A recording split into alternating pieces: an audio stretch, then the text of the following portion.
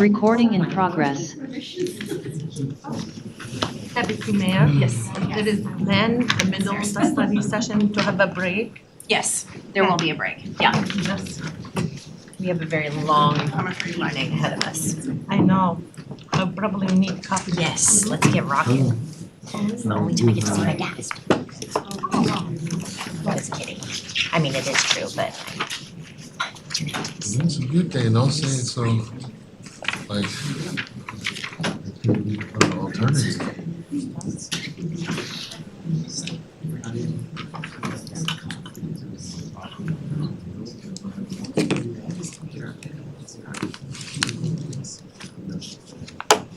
I got too much stuff, man. No more tonight.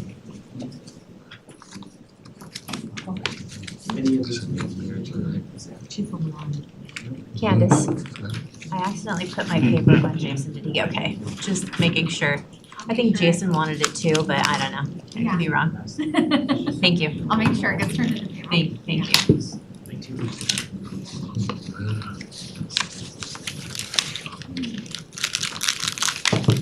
Turn this on.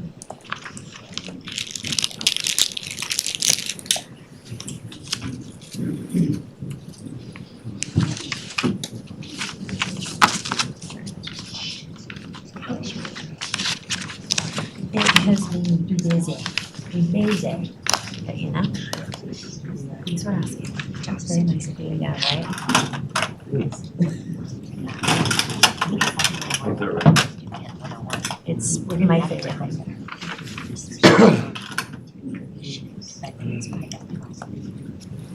Check it out. Our last class is this Thursday. It's busy. Okay, it's graduation for my class. Very excited for them.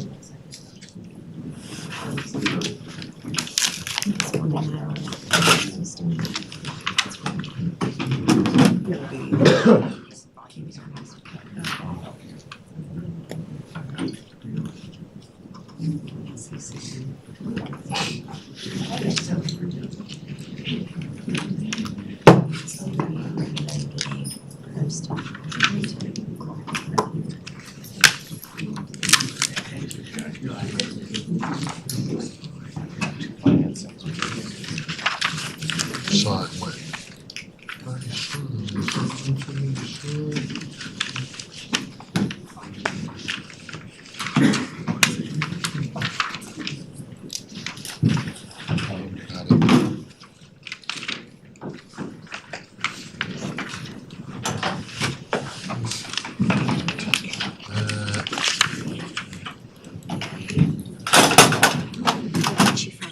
Got it. Yes, Thank you. Most of us brought our own. they move us. No, I stole it from there. I stole it from the mayor. I heard that. We always get the box first, but she stole it from me this time. I see how it is. Mayor, can you hear me?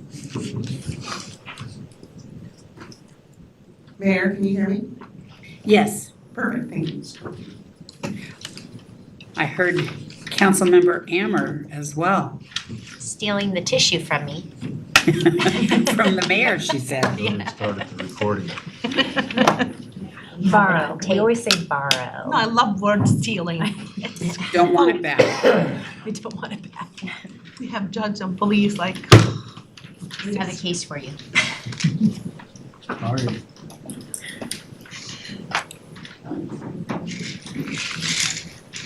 Did you get it up? I'm trying to get, these things I are think always I've like, had that I chair feel like I'm before. like tilted.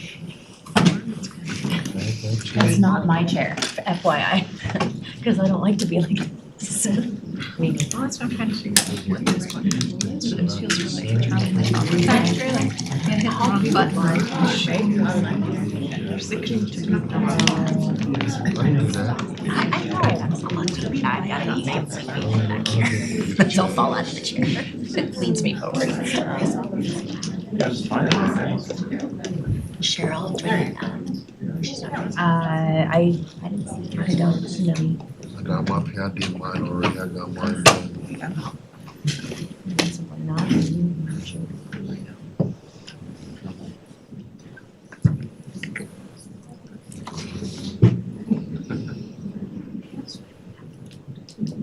it tomorrow, Billy? No, it's Wednesday, George. Tomorrow, Tuesday. Tomorrow's Wednesday. We'll talk about that. Yeah. Okay. An hour. You are Katy Perry was in the audience too. It was cool. I have gone to the things.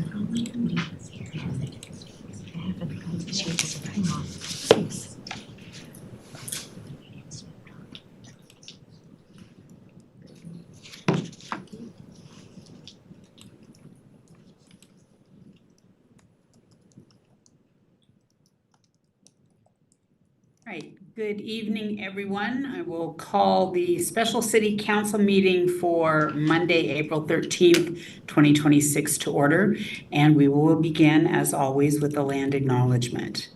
We would like to acknowledge the federally recognized Muckleshoot Indian tribe, the ancestral keepers of the land we are gathered on today. We thank them for their immense contributions to our state and local history, culture, economy, and identity as Washingtonians. And this meeting will be held both in person and virtually. And excuse me, at this time, would you please rise and join in the Pledge of Allegiance? I pledge allegiance to the flag of the United States of America and to the republic for which it stands, one nation, under God, indivisible, with liberty and justice for all. Sorry for the delay. Sorry, I know that makes that difficult, but thank you. Sean, will you please call roll? Deputy Mayor Tracy Taylor. Here. Councilmember Ammer. Here. Councilmember Baldwin. Here. Councilmember Lott. Here. Councilmember Ranks. Excused? Councilmember Sturgis. Here. Councilmember Clinton Taylor. Here. All right. Well, we only have one item on tonight's special city council agenda, and that is a presentation by a municipal court judge candidate, Leba, and I am going to, sorry, I'm working off of multiple screens here tonight. Judge Matthew Leba, and Council, I know you have some information about our candidate, but the goal is tonight that you have an opportunity. We asked for questions in advance or topics that you would like to cover tonight or have our candidate cover, and so that is what this evening's presentation is going to be. We'd ask that your questions as follow-up be as a follow-up to clarify something in the presentation and not going off on different topics at this point. So I am going to turn it over to Judge Leba for his presentation, and welcome. Thank you, Mayor Backus, and thank you, City Council members, for the opportunity to speak with you this evening. For my presentation, I would first like to introduce myself, discuss what my judicial philosophies are, what my vision is for establishing the Auburn Municipal Court, my approach to diversion, community court type programs, how we as the court can build community trust, and then lastly, how we can measure the court's success.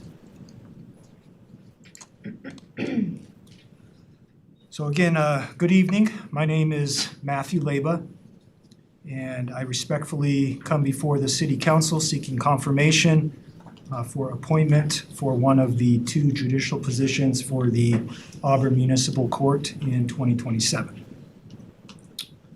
Just to give you a little personal background about myself, I am originally from Salt Lake City, Utah. I was born and raised there. I moved to Washington State in 2003 to attend law school.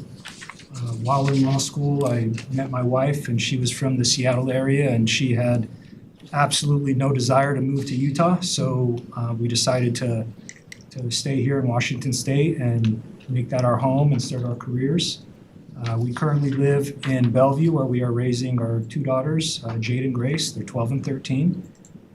When I'm not shuttling them around to different sporting events and different school events, in my free time, I am from Utah, so I enjoy fishing and camping, and my daughter plays competitive golf, so a lot of time we're traveling to different parts of the state for tournaments.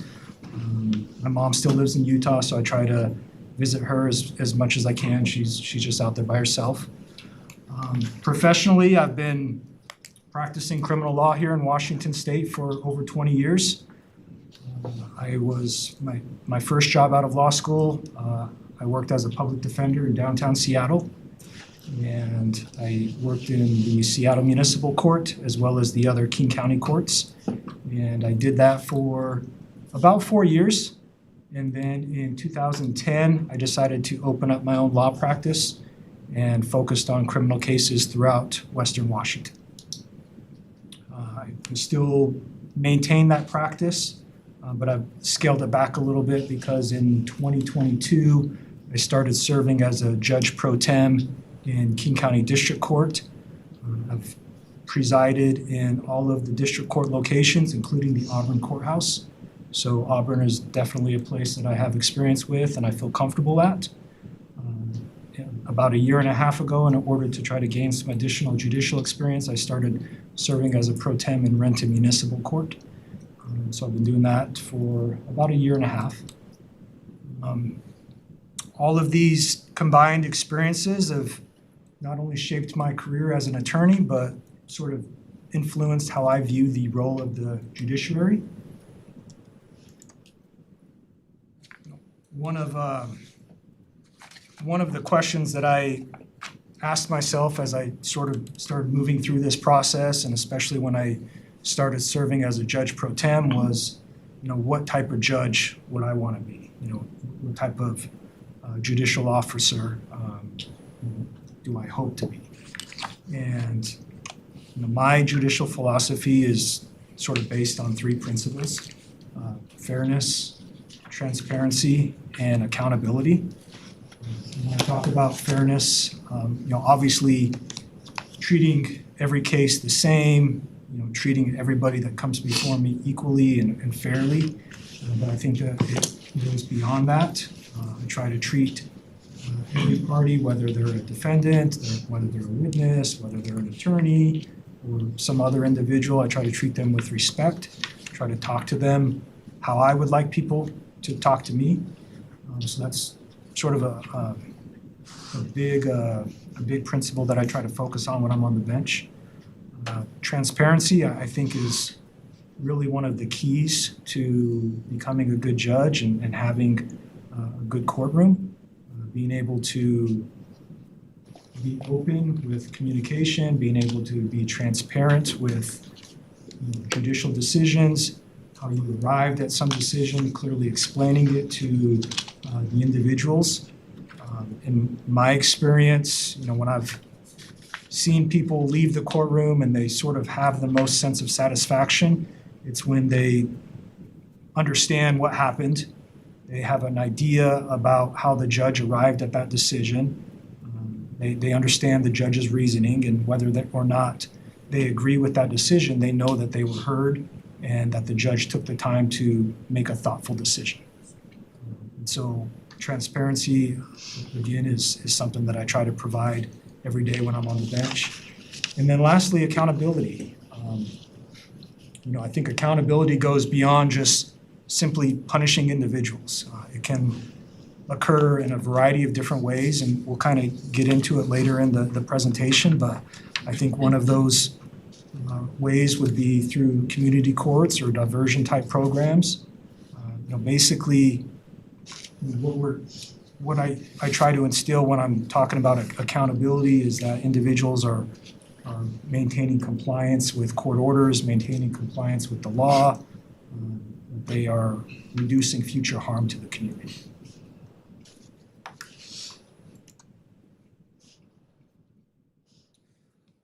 of the most exciting aspects of this opportunity is the opportunity to create the Auburn Municipal Court from the ground up.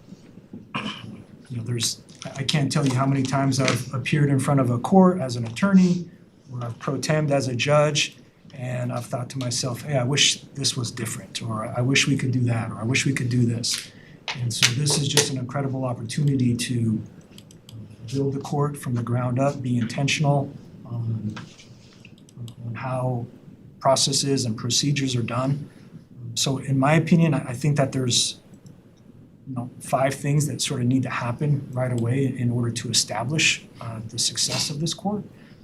Number 1 is hiring a court administrator. I think that's job number 1. In my experience, being a pro tem, the court administrator is really the heartbeat of the court. They manage the day-to-day operations of the court. Having a skilled and experienced individual in this position, I think, is going to make this transition a lot smoother. If it's possible to get this individual on board as soon as possible, that's going to help with so many different aspects, helping identify court staff, helping identify the court procedures, identifying the technology needs that we must have, as well as the effective partnerships with the stakeholders, the other branches of government, law enforcement, prosecutors, public defenders, as well as the community. So, getting the court administrator on staff, starting to develop that court team, developing the court procedures, the local court rules, what the calendars are going to look like. 2027 is right around the corner. And I know from experience that cases are going to start getting scheduled in 2027. So these processes need to be in place so when cases are scheduled, they have a calendar where they can go. The attorneys know what's going to happen, as well as the public. The other big aspect is just identifying the technology needs. From my understanding, King County is going to take everything out of the courthouse. And so, having an understanding of the type of filing retention system we need, the type of case management system we need, the types of computers, monitors, desks, all of that stuff needs to be put in place now so when 2027 happens, we're ready to go. And then I talked on this a little bit, but meeting with the different stakeholders, establishing the partnerships, meeting with you, meeting with the other branches of government, with the mayor, meeting with public defenders, the prosecutors, law enforcement, the community. This is a public service job. We all are serving the community. And so we all need to come together and be able to identify what we need to do in order to make this happen and make this transition as smooth as possible. And I think the sooner that we can get that done, the better off we'll be. So one of the things that I'm big on, and I hope is part of this court, is a diversion or community court type program. I think that these programs are a necessity to any court. From my experience, it's where individuals can be held accountable, but then they're also given the benefit of some sort of outcome on their case. And we don't need to be talking about having cases dismissed. It could be anything, getting treatment or getting houses or getting therapy, participating with something like that. And then, getting the opportunity to maybe have some sort of charge reduced or something dismissed down the road. Because we have to address, root issues that led individuals to appear before the court. And whatever that may be, if they are willing to participate in these programs, if they are willing to follow the court orders, then I think that there are great things. The whole goal of these type of programs should be behavior change, not just case resolution, not just trying to get cases over and done with, not trying to get cases dismissed. The parties need to understand that we are here to help the community. We are here to help individuals that appear before us. And if we can, change some behaviors and give them strategies and resources to improve, then, these type of programs can really work. The most important thing, though, is just community input. I think the community needs to have a say in whether or not these type of diversion or court programs should be implemented. We should be able to articulate the types of cases and the type of individuals that we would want in these programs and get input on whether or not the public wants to see this or what type of resolutions they want or what they hope to get out of these type of programs. Because ultimately, a municipal court, a court of limited jurisdiction, it's the people's court. And so it's their court, and they should have a say in how these programs are run.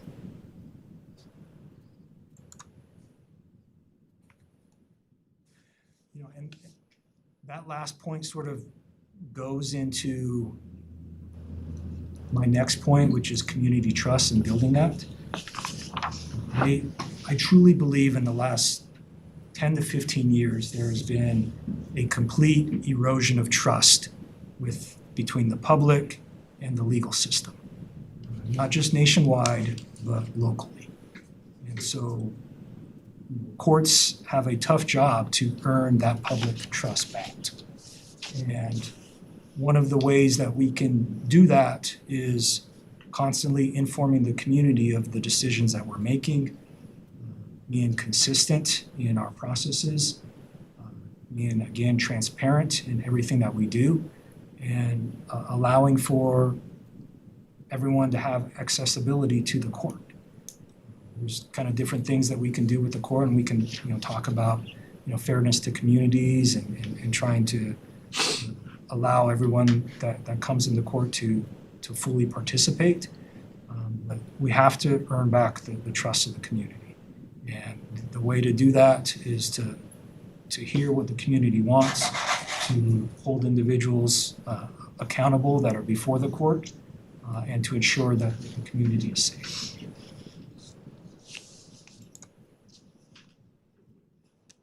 And so I think the last item that I sort of wanted to touch upon is, fast forward a year, 2 years, 5 years, how is this court going to measure its successes?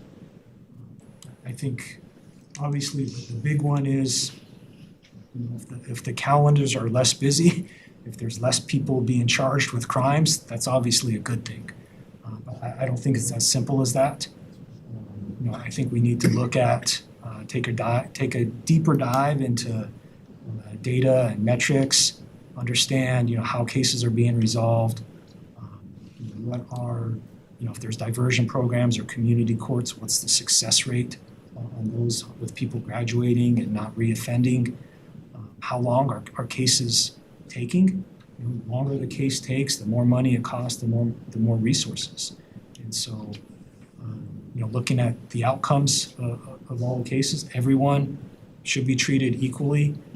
All cases should be looked at the same lens. Now, I understand every case is different, but sometimes I'm in court and I see individuals of a certain demographic getting certain types of plea deals that other individuals aren't getting.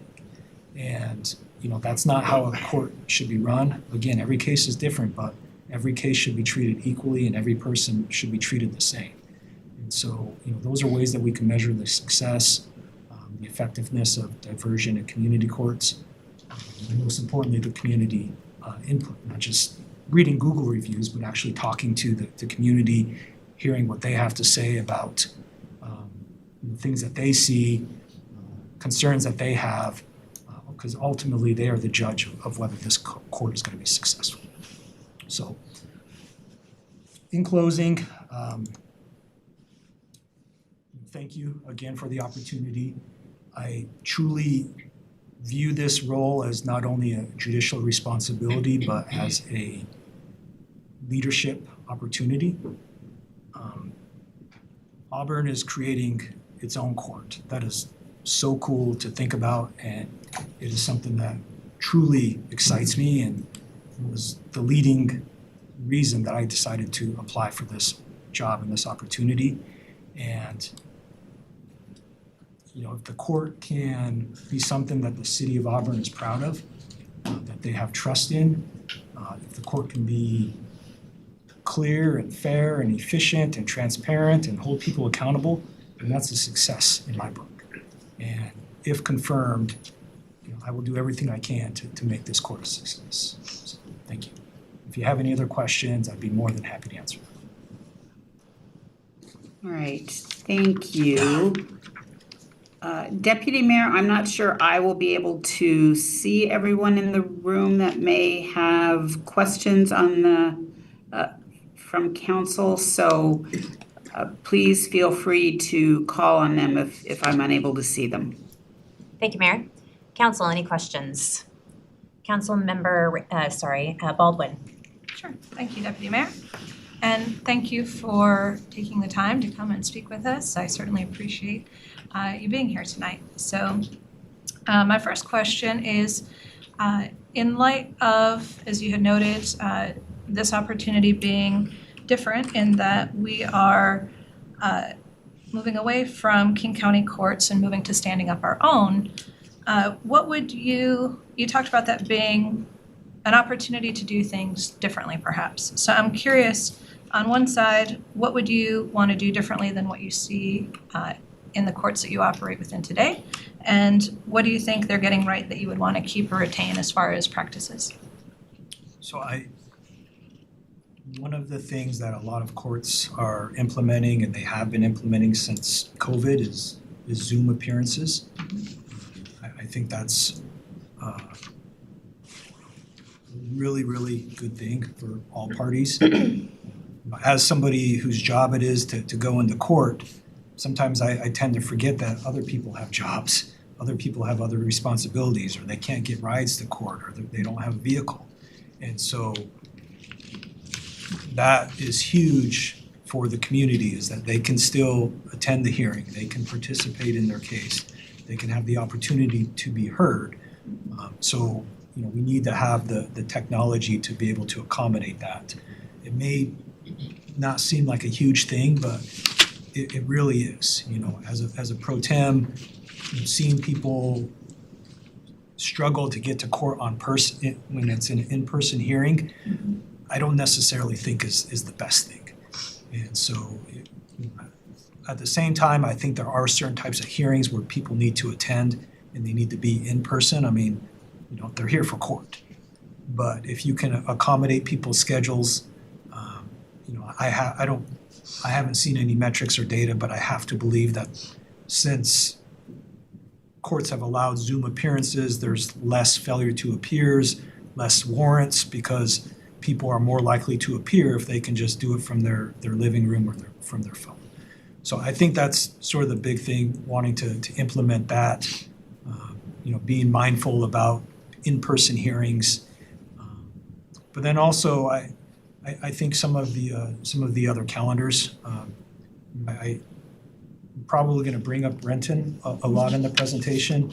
It's one of the best well-run courts that I've ever appeared in. And I think that it's pretty comparable in size to what we would have here in Auburn. I think we're going to have similar types of cases, similar population, similar demographics. And so the more positive things that we could grab from Renton, I think are only going to be helpful. How they have their calendars structured, every day is a calendar. And as an attorney, I can appreciate that, because it's so frustrating to have a type of calendar or a type of procedure 1 month, and then the court changes it. And as somebody that doesn't practice in a certain court every day, it can be a challenge. And so I really like the conformity that Renton does, and they're very uniform in everything. So sort of just maintaining kind of like consistent court calendars is a good thing, allowing people to appear via Zoom, and then sort of clearly laying out what people need to attend court meetings in person. Council, any more questions? Councilmember Baldwin. And thank you for that. I had heard a presentation once from Judge Williams during COVID when the county courts were moving to have more online opportunities for appearances. And everything that I had heard both in that session and what you've shared is that that can be incredibly beneficial for our community members who are, as you noted, juggling whether it's responsibilities or jobs or caregiving or any of the myriad things that can make it difficult to sometimes get in person for those court activities. I was curious, and this was sort of the other half of the coin, is in that area of what you would do differently, is there anything that you've seen as sort of lessons learned in that experience that you would think this is a really great opportunity to maybe shift gears and do something in a different manner? In terms of the Auburn court? Mhm. I think for sure what I would want is a diversion or community court type program. I know that there's going to be, have to be funding for that and budget and all of that. But I truly believe in those types of programs. If I'm confirmed, that is something that I want to make happen. I've personally have had clients, go through the King County Superior Court Drug Court program and successfully graduate. And I've seen the changes that have happened in their lives. I've had clients go through community court type programs for low-level property-related misdemeanor offenses, and I've seen changes that can happen for something as minor as that. And so, I think a lot of times, people they want structure, they want help, and if the court can provide that and sort of give them a favorable outcome if they follow along, then people surprise you. And there's some courts that don't have these type of options for people. I don't understand why they don't, but that is something that I would love to see and I would push hard to have. Council, any more questions? Councilmember Lott. Yeah, no, and I appreciate all the topics that you covered. And, a couple of things you mentioned was, accountability. You talked about the diversion programs, which I'm all for, and, kind of reducing future harm. And I'm curious what your philosophy is on repeat offenders, and let's say like, property crime. How do you balance all that? It's tough. I see a lot of those type of cases in Renton. I see a lot of those type of cases in particular on the jail calendar.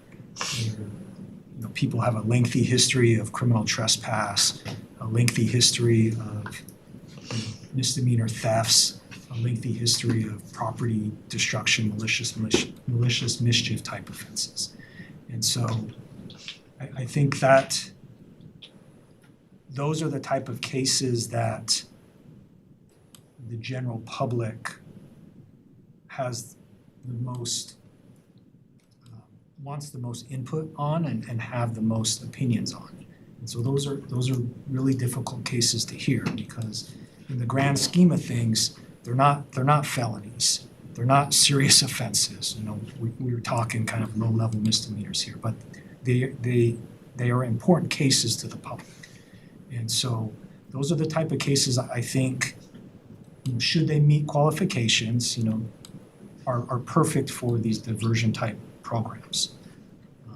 But there's other individuals that I see that rack up these lengthy histories and they don't come to court and they don't follow court orders and they get trespassed from certain locations and they continue to go there. And that's when accountability is kind of the other side of the coin. If they're not willing to take responsibility, if they're not willing to change their behavior, if they're not willing to follow through with what the court is ordering them, then there's no choice but to hold them accountable, and whether that's jail or whether that's something else, that's the other side of the coin. And so I try to, when I'm appearing on, first appearance calendars or when I'm appearing on arraignments where people are in custody, I try to kind of be very clear about that and say, look, you have a lengthy history here, okay? If I release you, I'm going to order you to follow these conditions. If you don't follow these conditions, then you are not putting yourself in a good position, and my hands are going to be tied because the city is going to be then seeking that you be remanded in custody. And so I think sometimes when people hear that, it kind of triggers a little bit, but those are more difficult cases than kind of your domestic violence, your DUI cases, just because of the public views on them. And then when you consider that they're not really serious offenses, but then in a sense that they are. So that's a hard question to ask. Every case is different, and I just try to be as fair as I can for every case like that. Any more questions? Councilmember Taylor. Thank you, Deputy Mayor. Again, welcome. Thank you for being here tonight. I had a couple questions. One of them you answered already. I think about the diversion court, because I have had some experience with that in the past as well, and I've seen it be successful, and then I've seen people not be successful. And I don't think the model itself isn't. I think it's a lot of times it's the individual. But thank you for explaining that, because one of my questions was going to be, what will you say to people that are just opposed to that? Because I know there are people that are opposed to the diversion court. They don't see the value in it. So, but I think you answered that. But I would ask this question: when you talked about measuring success, what are some other ways that you would like to measure success for those people that may still be skeptical about us launching our own court again? Well, it's gonna take time. And I think the biggest measure of success is sort of repeat individuals. Are people getting treatment? Are people successfully moving on with their lives? And whether somebody's part of a diversion program or not, oftentimes conditions of any sentence are complying with treatment, complying with community service. It can be a plethora of different things. And so, if you can show the public that, hey, this individual accepted responsibility, they complied with what the court ordered, they have not reoffended, that's a success in my mind. There's going to be individuals that aren't going to do that. Is that a situation where the public's going to look at, are you holding those type of individuals accountable? Are you keeping them in jail? I mean, that's a conversation that we need to have with the public. But I think that's a way to sort of measure success, is like hopefully the success of the court is based on the success of the litigants and the parties that appear before the court. To get to your earlier point about the diversion, I get that some people are skeptical about it, and they think that, oh, the court's just dismissing these cases and they're not taking them seriously. The biggest factor to acceptance in one of these courts is whether or not the individual truly wants to do it. It's truly voluntary. The times that I've seen people enter into these programs and they've sort of been wishy-washy and their attorney talked them into it, they're not successful. And I don't think that they're good candidates. But if they truly want to do it, if they understand everything that's going to be expected of them, and they are completely on board and completely voluntary, then those are the type of folks that are going to be successful. And that's what we need to be sharing with the public. Councilmember Sturgis. Thank you. My question kind of tags off of Councilmember Taylor's, is when you're looking at the measures of success, and then you also talked a lot about engaging with community and talking to the public and hearing from the public. That's just one of the top topics that I always hear feedback from just in the last 3 years of being out, talking to folks, is they really would love for Auburn to be able to hold our criminals accountable, but do it in a fair way. And there's perceptions that are ingrained from 13 years ago, which was prior to our mayor and prior to, people voted the judge in, and it's like it happened yesterday. And so that's really, it's going to take that over communication to kind of rebuild that trust, and to share. And I know our police department's done a lot of hard work the last several years, rebuilding after COVID in that space. And so I'm just so excited, especially I heard empathy throughout everything, the way that you shared, knowing, and so I'm just really excited about that. But when you look at, the reality is that every case is different, but when you're looking at metrics and data, how do you keep the heart involved in it, I guess? Because I'd want to fast forward 5 years from now and be able to pull up a report that says these 6 people got charged with this exact same crime, maybe a few different scenarios. They all got a 10-year sentence, whether they're Black, white, or, Native American, but then also there is heart in each case. And so, I don't know, I just would like to have you expand on that a little bit more. Yeah, so that's one of the most difficult aspects of being a judge. It's a balanced approach. You truly have to consider every case differently and but then at the same time treat everybody the same. And so it's difficult. It's a difficult thing to do. It can occur. Like let's say you have 2 individuals that have lengthy histories, two individuals that are charged with property-related offenses, which is a hot button topic for the public, and one individual is not willing to change. Another individual is willing to sort of accept responsibility and is trying to get resources. And so even though on paper they have same case history, same set of facts, they're in different positions, and so those type of cases should be looked at from a different lens. And so that's part of the job of the attorneys and the prosecutors to sort of be able to identify those type of individuals that could potentially be successful down the road. And so as a judge, I try not to meddle too much in prosecutors and attorneys' negotiations.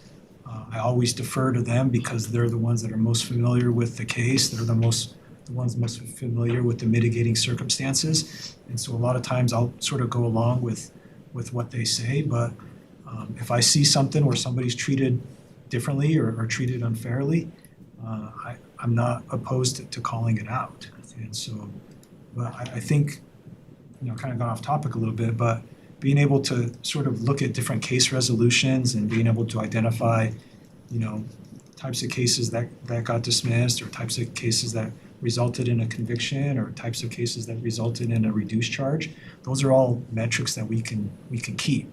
And we can look at those down the road and say, okay, well, these type of cases are being resolved this way.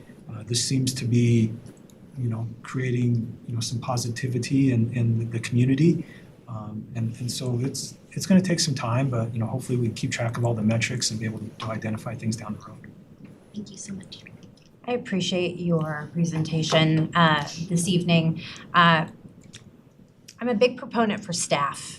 And so my question to you is, yes, you want to make sure the staff has all the necessary tools to be successful in what they do. So how do you support court staff and when it comes to being professional and then fairness within the operations? Yeah.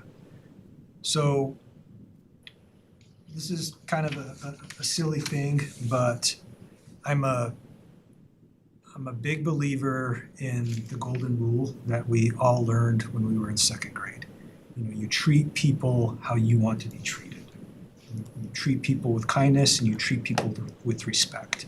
And so I think developing that court culture among the staff, even though it may seem minor and it may not seem like a big deal and it's a second grade lesson, I think that goes a long way towards a positive court culture.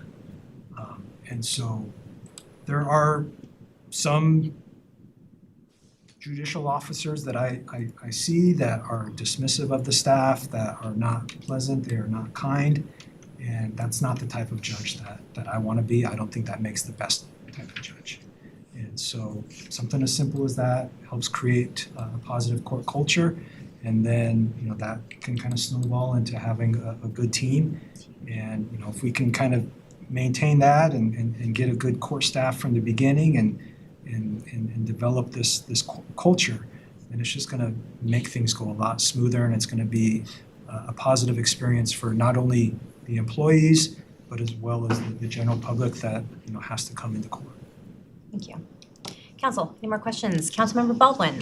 Yeah, so one of the things I understand with standing up the new court, I think on your slide that spoke to the vision and all the different activities that have to happen, is setting up the policies and procedures for the judicial branch. Can you talk to me about your experience of where you would begin and how you would execute that within the timeframe? Yeah, I was thinking about that. So I think the biggest thing is creating a court calendar. You know, being able to, whether we want to maintain what the county currently does or whether we want to revisit it.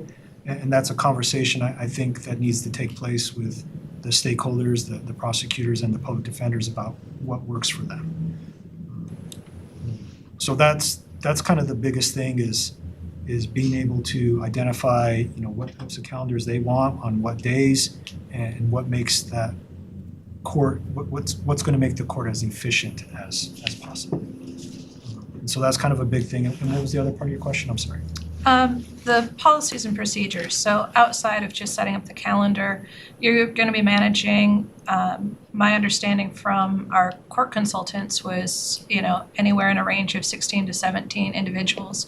So from a supervisory standpoint, training for staff, can you give me some information on what those procedures would look like for the organization as it's set up? The procedures for how we want to handle the court cases? The procedures as an organizational unit in and of itself. So for the judicial branch to hire those individuals, create job recs for those individuals, go through the screening, you know, there's going to be a lot of supervisory responsibility for the judges that are selected. So can you talk through what those things are that you anticipate putting in place to support that? Okay. Yeah, I think the biggest thing that we need to identify is sort of what a budget looks like. You know, how many employees are we going to have? 16, 17, as you said. And then what are those roles going to be? Is there going to be in court? Who's going to be in court clerk? Who's going to be out of court clerk? Who's going to take care of, you know, civil infractions? Who's going to, you know, be appearing on jail calendars? You know, so we need to be able to, you know, from the pool of employees, identify who's going to work where, what they feel comfortable with, what experience they have, and then constantly, you know, be training. I mean, the best court staff and the best clerks are the individuals that can do everything. They can appear on a criminal calendar. They can appear on a civil calendar. They can handle the front counter dealing with fines and things like that. They can appear in court and they're comfortable printing off paperwork and interacting with the public. And so, you know, I think once we have a pool of candidates, once we have the court manager in place, then being able to identify, you know, who wants to work where, who has experience with what, and then just building from that. Council, any more questions? Councilmember Baldwin.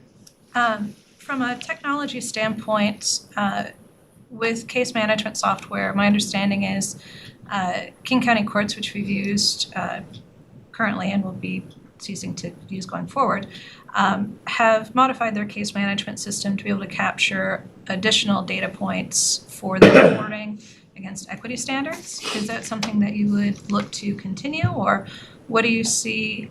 What is your plan for your technology suite? I'm not a fan of the King County court management system.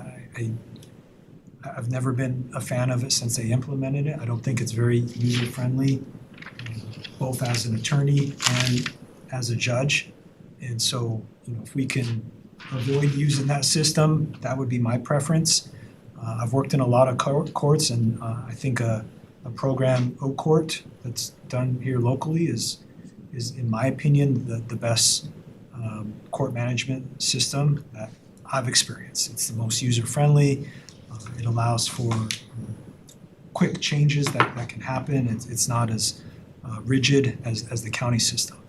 I haven't inquired into O-Court whether they can, maintain those type of metrics and data, but I would imagine that they can.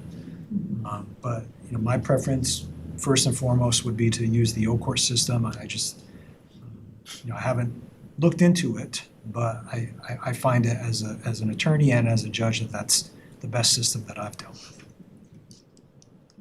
Any more questions? Councilmember Baldwin. What types of training would you incorporate for staff? I know that there's quite a bit of equity training that has happened for judges within King County, and that they have the ability to reach out to each other, for insight on their cases and as they're doing their work. So in a future Auburn court, what types of trainings would you prioritize for staff? I think, equity training, I think some sort of team building training, obviously training on, the new technologies and that. I think depending on where the staff is coming from, I think they need to be familiar with the type of demographics that we're going to see here in Auburn. So perhaps some sort of training to have a better understanding of that. That's something that I would defer to the court administrator on. I certainly would be, happy to reach out to different mentors and different judges and sort of get their thoughts and opinions on what they find successful. But yeah, certainly the more training, the better. Any more questions? Councilmember Baldwin. And my understanding is with the two positions, it will be on those two judges who are appointed to determine which will be the presiding judge. Do you have any input on how you feel that could be decided fairly? I don't really have any concerns about that.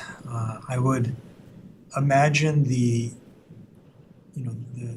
other judicial officer would probably feel the same way. I think that if there's one with substantially more experience or one that has been an actual sitting judge before, then I certainly would defer to that individual. But I don't think it's a bad thing to have that conversation with the other judge.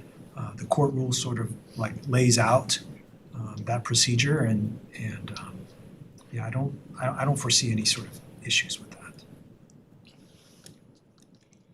Any more questions?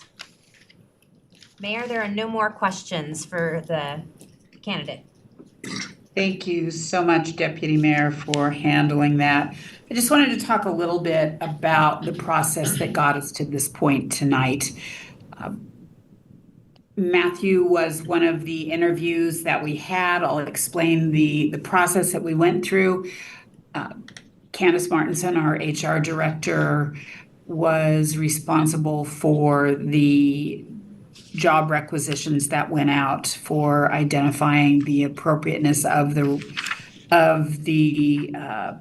duties and responsibilities. And then when that went out, as you could probably imagine, we had many qualified applications that came in for initial review. And then after that initial review, to ensure that the individual, the applicant, we moved those that were most qualified forward to something we call Spark Hire.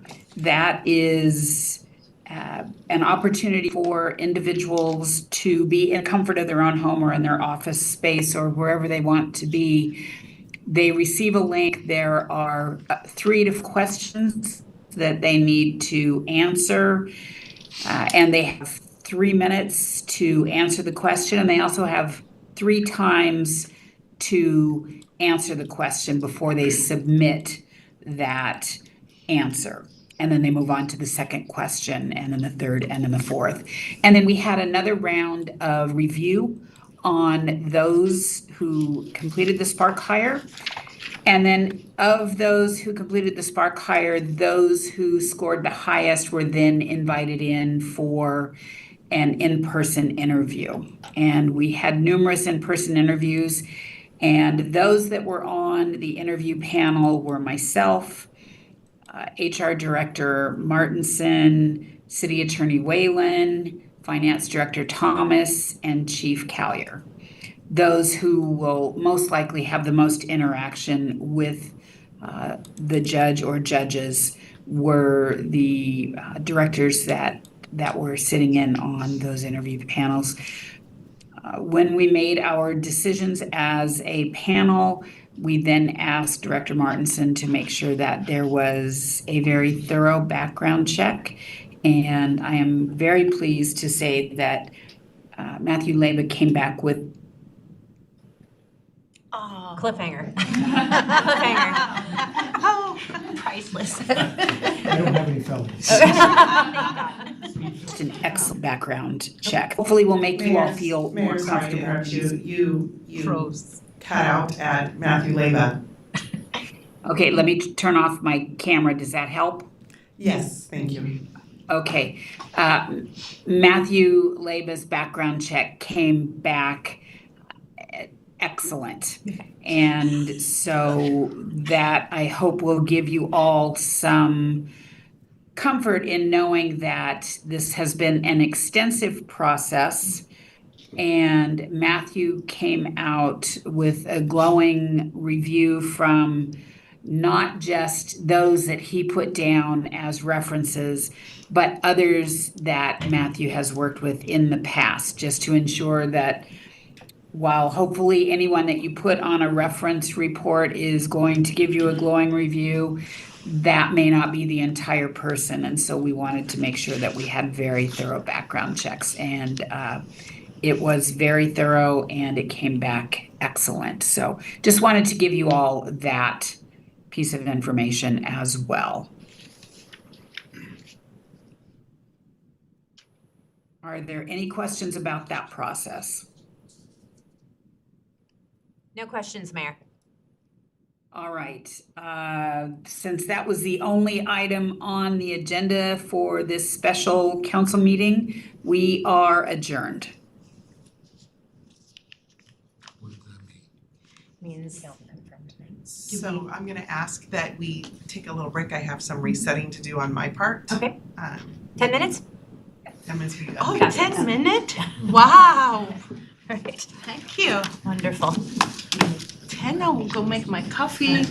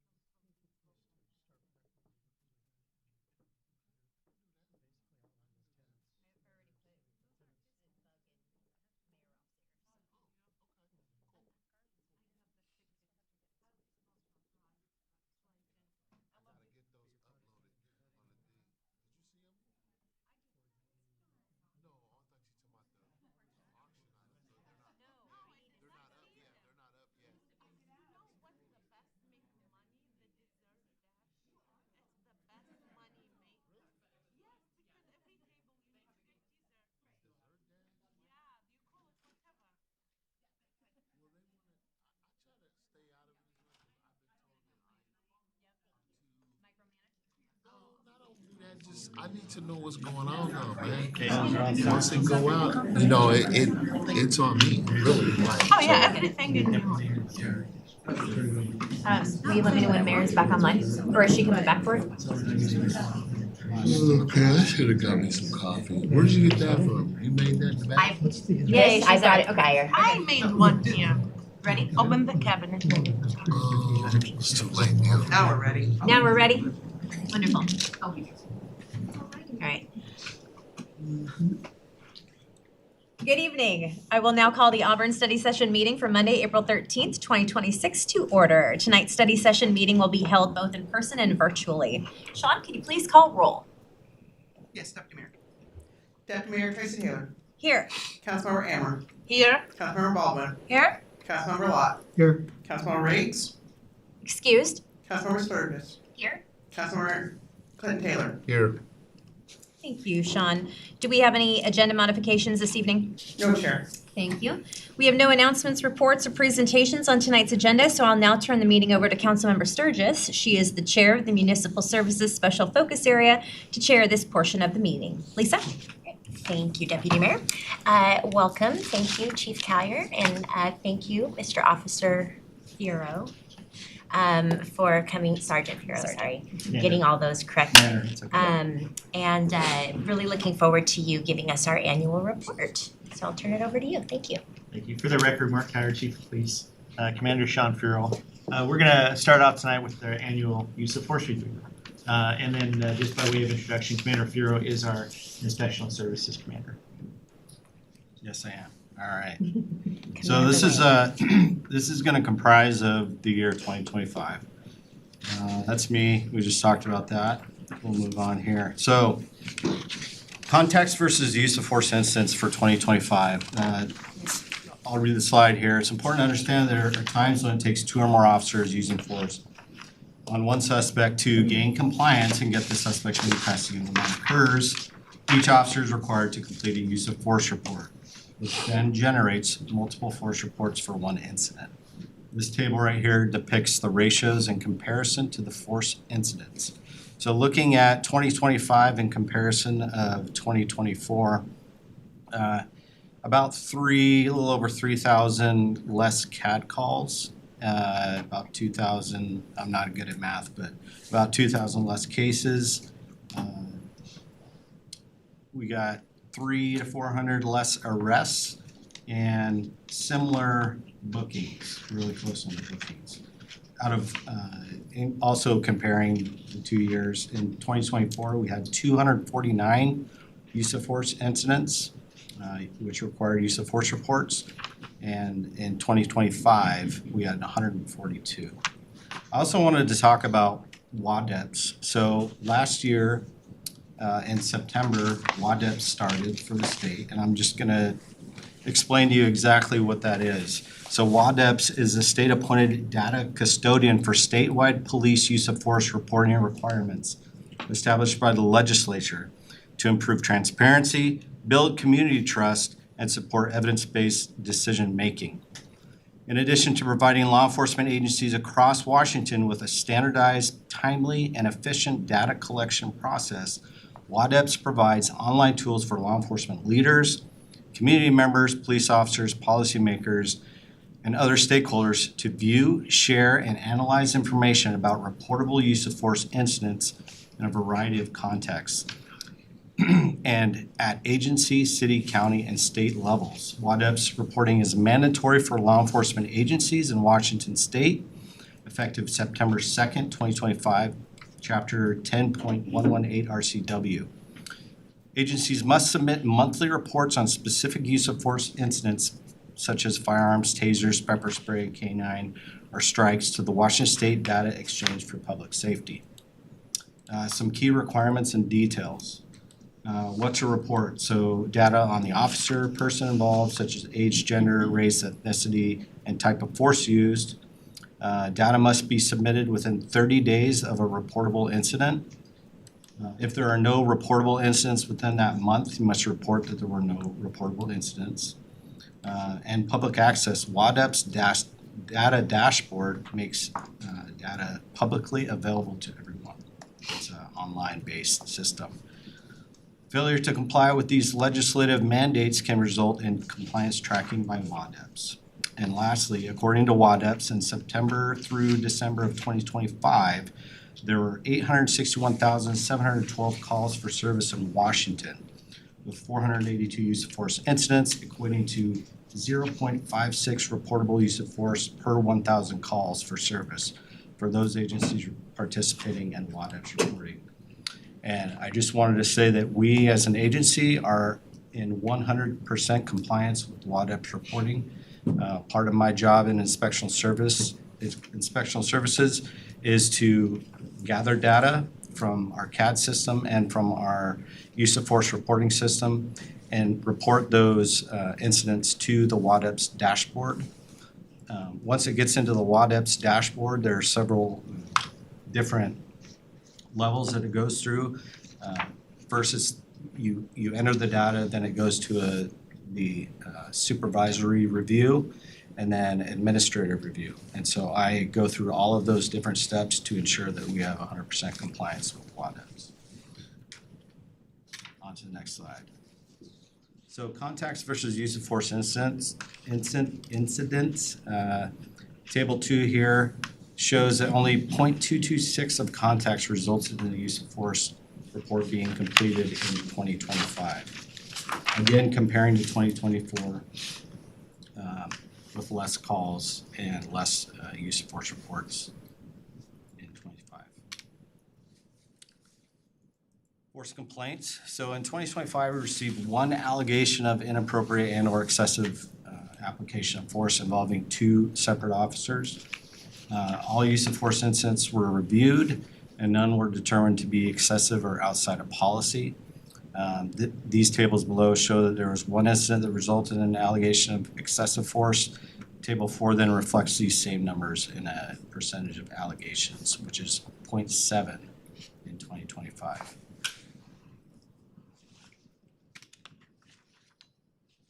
These are force types. So using our system, which is called IA Pro and Blue Team, when an officer completes a use of force report in our Blue Team system, it filters into IA Pro, which is where we store all of the data. And these are the different force types that were used in 2025.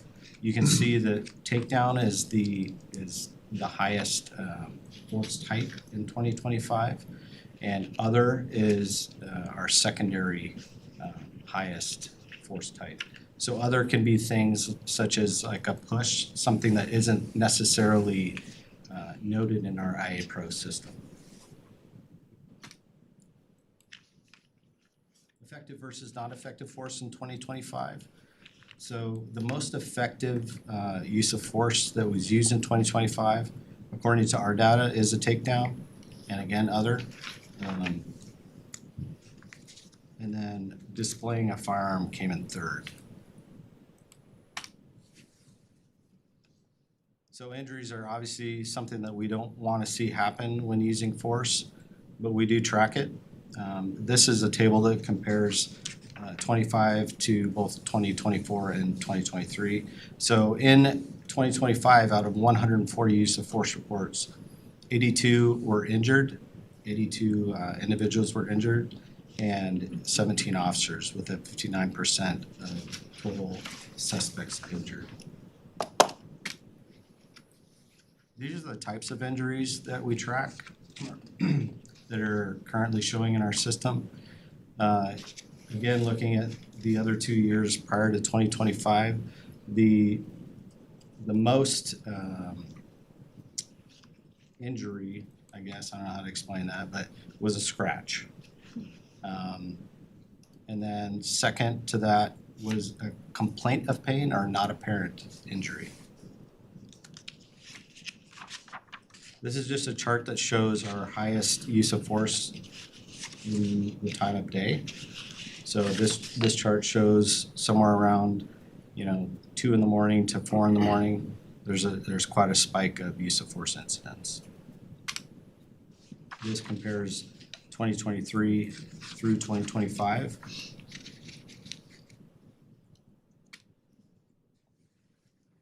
Reasons for use of force, again, something that we track in our system. In 2025, the highest reason for using force was due to a subject attempting to escape, with refusing commands being our second highest reason for use of force. And these are sometimes things that officer perceives, or not necessarily perceives, but they see. So refusing commands, the officer is providing some sort of command, and the subject that they are contacting is not abiding by those commands, or attempting to escape. It's pretty apparent that they're attempting to escape from the situation. And again, this shows resistance during force encounters from 25 to 23. So 64 incidents in 2025 resulted in a subject attempting to escape, and then 46 refusing commands. So again, the officer needs to make an assessment prior to using force, and in 2025, the subjects, the highest amount of assessment for a specific subject and what led to force was the subject was agitated. And that's 51 incidents in 2025. So also in 2025, we look at race and we look at gender as well in our system. So the race that had the highest amount of force against in 2025 was white, and also the gender with the highest use of force was male.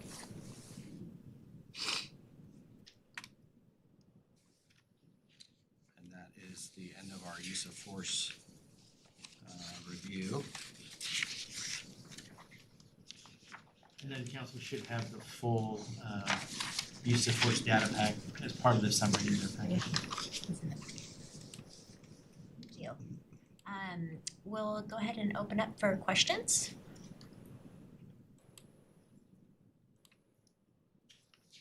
Councilmember Locke? Yeah, is there data, I'm assuming there is data that we could compare this to going back to pre-COVID? Because it looked like to me that there was less use of force then, but more contact cases pre-COVID, and I was kind of curious if that's A, correct, and B, if it is, what was driving it? Well, there was a time period, there was a change in state law, where the law, it went from one version, the law would change, I believe it was 21 or 22, where the law on using force became pretty, there was a lack of clarity on when you could use force. And so you saw some agencies where they would no longer respond to like mental health calls, because they weren't even sure that they could hold somebody down on, if they were being taken by ambulance and had to get on a gurney. And so once the law changed, there was a lot more clarity on force being used. So you could see kind of a downward turn for a little bit, even though crime rate definitely increased during COVID years. There was just that uncertainty on whether officers could legally use force, what type of force they could legally use. And so that would be one reason why the data was a little bit different. Our records go back quite a bit that we can compare to pre-COVID with a lot of things as well. That's not part of this presentation. Councilmember Locke? Yeah, Or no, really quickly, just, does any other council member have any other questions before I he goes again? think he can stay on his thought, it's fine. same topic. It was just, I saw the 2 years of where, and I assume there was some law change or something where the use of force went way down. It's just like more than half. It just dropped. But prior to that, that's what I was looking for, was just data to see what was different prior to that point in time. And that would be, it looks like pre-COVID. So that's what I was curious about. Yeah, some of the data that we'll get to in another presentation coming up is related to pursuits. the pursuit law, a pursuit intervention technique and an intentional strike are considered uses of force. And so when basically the ability to pursue went away by legislative choices, you'll see a large drop because that wasn't an option anymore.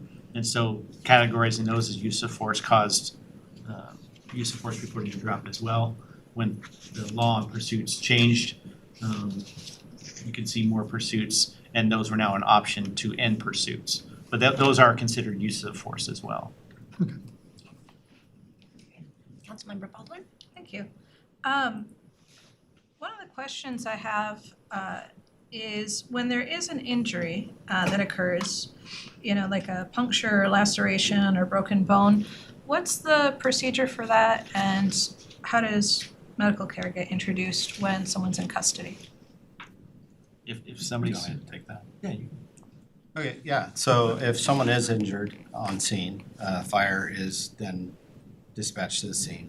The supervisors, anytime there's a use of force, a supervisor needs to respond to the scene. It's in our policy.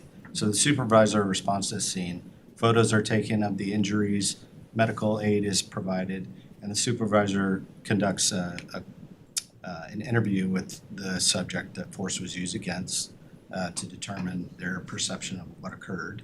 And that is all documented in our IA Pro system. Any other questions, Council? Councilmember Baldwin? Yeah. And this question is, let me preface it by saying I know that the work you do is not easy to begin with, and I know that people are often resistant and that there's a lot on everyone's plate. But I am curious that we have, at least for 2025, if someone's attempting to escape, that seems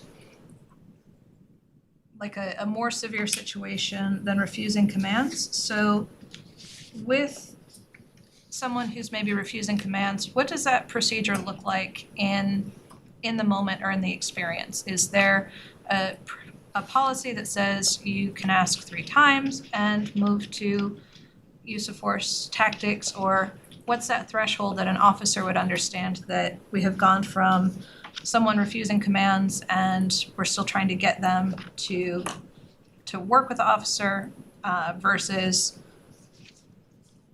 having it go up to use of force encounter?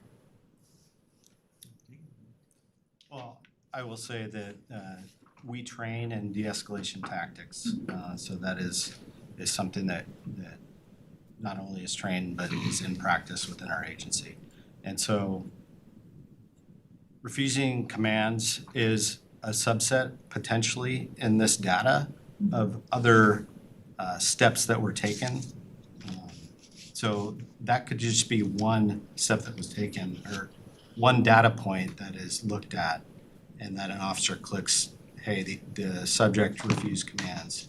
But then there could also be subject displayed a weapon or subject attempted to fight me or whatever it may be. So that's just one subset. But again, going back to de-escalation, we as an agency train, and it's in practice that we de-escalate the situation before any force is used. So I guess, I don't know if that answers your question, but that is just one subset of the entire picture that is being tracked. And then there's no, like, you get 3 chances before force is used. It's an ongoing situation, so it could depend on it really depends on what the suspect is doing. If they're just standing there, well, you have, officers are taught to use time, distance, and cover, and de-escalation could take hours. If they're not being aggressive, they're not doing something that warrants an escalation of force. So it's really driven by the suspect and their actions. I've got a question. So have there been any changes or improvements to policies to help with the severity of what's considered use of force, where an officer has to call a supervisor. And specifically why I'm asking is 2 years ago on a ride along, they had to call a supervisor for use of force because the gentleman, he was mentally ill and had a weapon in a library. And so, but he was like, fine, arrest me, yelling, but he wouldn't, like, they had to actually touch his wrist to get him handcuffed, so it was considered a use of force, and had to call a supervisor out. And this last police ride along, I didn't have any issues, so it was very safe that night. Thank you. So I'm just curious, have there been changes to? I mean, that seemed silly at the time that was a huge waste of resources, and clearly there was no use of force. But obviously, we all understood that why we had the law, et cetera, and changes were happening. So just curious, or is that still the same? So it's still the same. Okay. Anytime force is used, a supervisor is required to go to the scene. They don't just interview the person whose force was used upon. They also try to find any witnesses that may have seen what occurred. If there's, our body cams are, I would say 99% of the time activated correctly in a recording, but there's always other people recording as well. So the supervisor will try to get as many witnesses as possible to see. Did you hear certain things? What did you see? What is your thoughts on what the suspect was doing? Did they seem agitated, out of control? And so they'll document that as well. And then the goal is if there's even a complaint of pain, we require photographs, even if an officer can't see anything. So they photograph the person, and where does it hurt? Well, my wrist hurts. If there's not even redness, we still take a photograph to document lack of visible injuries as well. Thank you. And one more question to add on to that is, I guess the reason why it's important for all of us to be aware that you track it so detailed, but that could be as minimal as, and so it's just so aware, we need to be aware that could be, I had to hold his hand to handcuff him because he didn't want to put his hands behind his back. Or it could be a use of force, and we need to know the details. So it goes from that extreme. That's why I wanted to make sure we clarified that. And then, so what's been the greatest learnings, I guess, in having to track it this way, so detailed? I know there's some, annoyances based on just like the example I just shared, but I know there's also been some really great learnings that have come out of it. And so just could you share like the top one or two that have helped officers or community through this? Well, I think the top learning curve is just it allows greater transparency. All of our force reports and everything we collect is subject to public disclosure. And if we're not documenting the fact that there are injuries or they're not injuries, and then somebody makes a claim down the road, that has financial consequences for the city or potential. And so the better documentation that we do on every incident, no matter how minor it seems, is better for the agency and the city in the long run. And it also gives that transparency to the public so they know when you're out there going rogue, I guess. And internally, we track a lot more information than even the state database collects, because they don't collect like complaints of pain, minor scratches. It's more serious injuries or more serious use of force. And so, but we track a lot more. So. Any other questions, council? Yeah. One question I have is for those incidents where we have use of force, do we have anything that would correlate that data with what the stop was for? So we track that data as well. It's all So internal. every use of force is tied to a case number. So for instance, if an officer responds to a robbery call and a use of force is used in that call, in our IA Pro system, that case number for the robbery is linked to that use of force. And we also track like what type of call it was, by case number, and then type of call that the officer responded to, even if it was like a self-initiated traffic stop. So. Any other questions before we move to the next?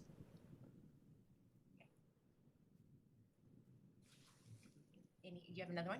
Oh, I was just Okay. gonna say, for next year's report, I would love to see for the,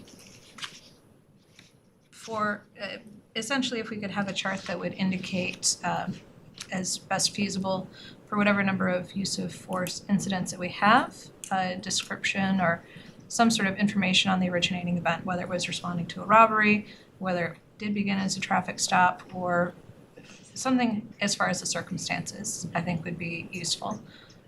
Because I think seeing that we have, 13 displays of weapon, that may be very legitimate for what was happening in that scenario. But I would feel better knowing that that wasn't just someone getting pulled over with a taillight out, right? And so I'm sure that we have that information, and I'm confident that everything is being used appropriately.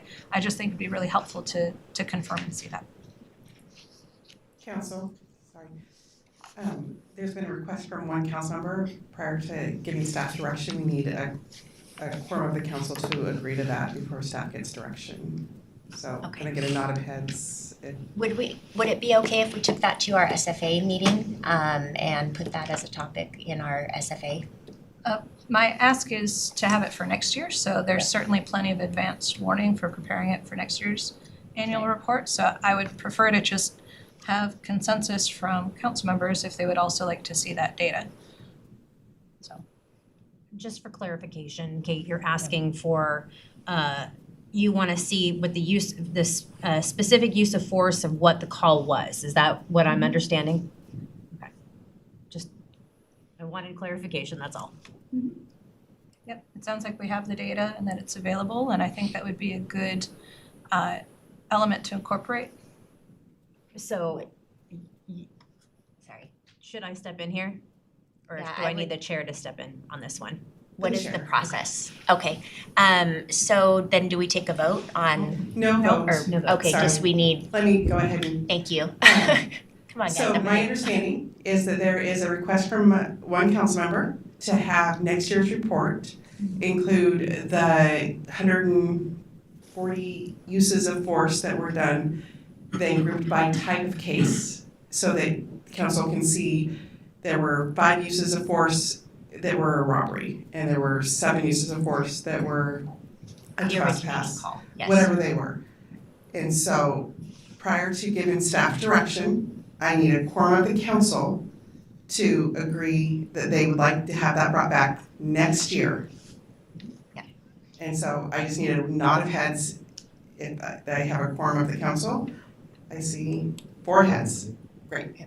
Thank you. And I would just remind, and I guess something for me being new, this was a learning for me, and so for Councilmember Lott as well. Every April, it's typically every March or April, is when we get the full annual report from police, and so, or law enforcement. So just knowing that that's, you can go back and look at prior years to see prior reports too, or just reach out. But every year we'll get this full summary, and then depending on special focus area needs, then officers may come in and share different updates throughout the year.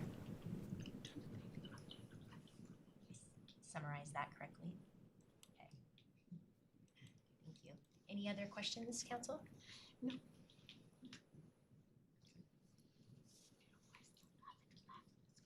Next presentation will be our CIA annual report.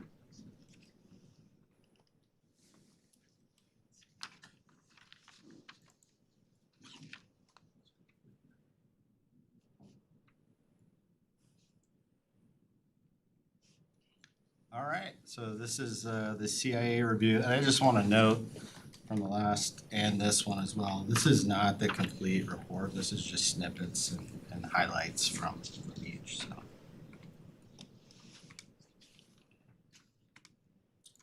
Okay, I'll use my mouse. So commendations for 25 comparing all the way back to 2022. Total commendations for 25, 69. 1 letter of commendation, 3 life-saving medals, 1 medal of merit.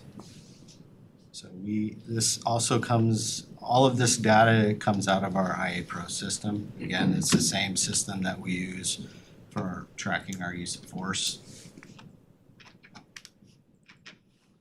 internal investigations. In 2025, we had 8 internal investigations, resulting 4 resulted in misconduct, and total 12 employees were involved in those investigations, were subject to those investigations.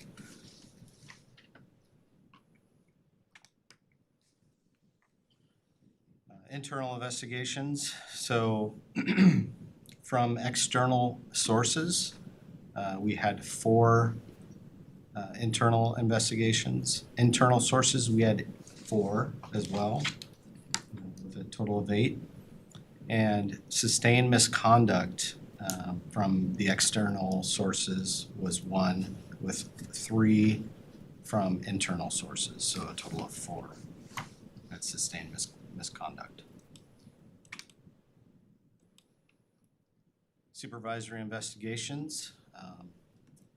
In 2025, there were 4, with 3 having actual misconduct, a total of 4 employees.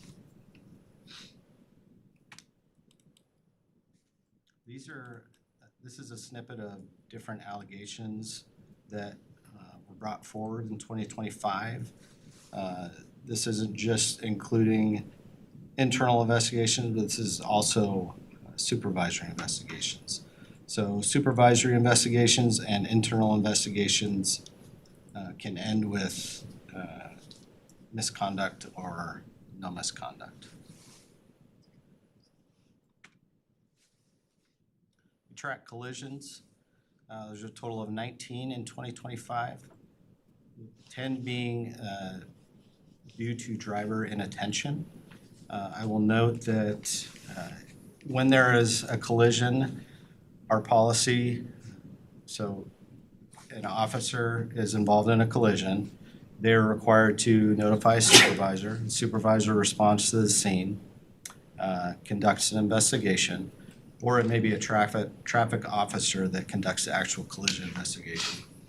That goes into our blue team system. It gets routed through the chain of command, and then a review board, collision review board is then ordered. So a review board consists of 3 supervisors that look at the collision, they look at the body camera, and they determine findings whether or not it is preventable or non-preventable collision.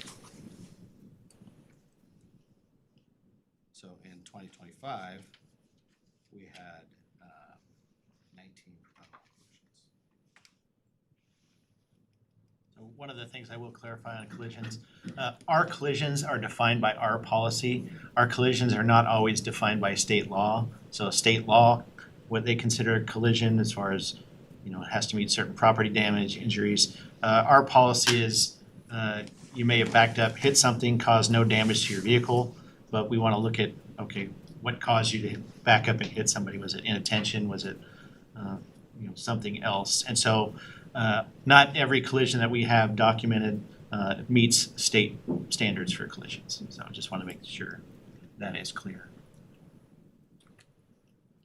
So this chart here compares 25 all the way back to 2022, the disposition of preventable collision. So in 2025, coaching and counseling was the highest disposition for the officer. There were 2 written reprimands given in 2025 and 1 suspension.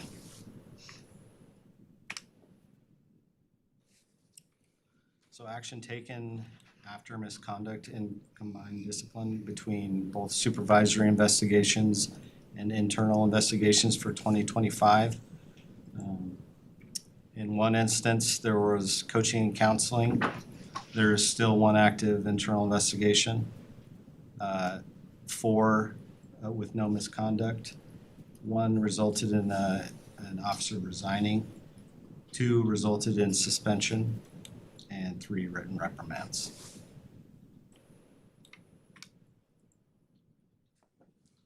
Outside agency investigations, we typically, and Chief can talk on this as well, but we typically will use our partners in outside agencies if there's any sort of allegation of criminal misconduct. And in 2025, there were no allegations of criminal misconduct by officers.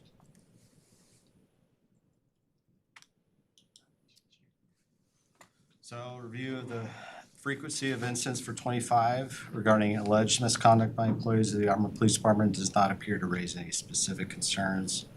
The number of allegations found misconduct when compared to the actual number of contacts the Auburn Police officers encounter each year is extremely low, 0.006% for internal investigations and 0.005% of supervisory investigations. This illustrates and confirms that we take all complaints seriously and train our employees regularly, and when necessary, use corrective action depending on the severity of the allegation and according to policy in our discipline matrix. Thank you very much. Council, questions? Councilmember. I have a question, because most people, they forget that the police officer, they have union. So how often are finding or misconduct reduced or changed through the union process when they grieve? Because maybe this number was the number, but when the union involved, these being reduced. So last year in 2025, we did not reduce any. We do have two 2025 incidents that are pending arbitration right now. Thank you. Thank you. Other questions? Councilmember Baldwin? Thank you for this update. The one question I have is on the slide for the combined discipline. It indicates that there was one officer that resigned. And my question on that is, it's unclear if that was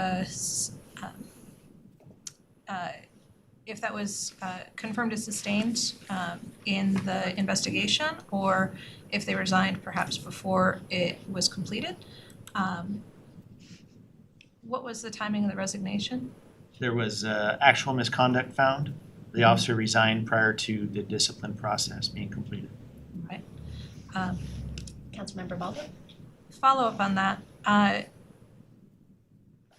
Would that be a circumstance where we would report that to I think there's a state committee for when there are issues that need to be relayed for particular officers? I'm not sure if it's a training center or if it's a committee, I can't recall. Two separate reports that we do. That particular one, yes, that was reported to the State Criminal Justice Training Center, Training Commission, I should say.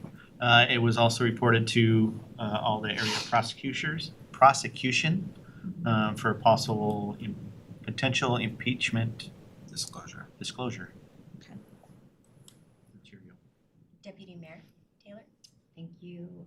Councilmember Sturgis, can you clarify with these allegations, what falls under fails to meet job expectations? Like what does that look like?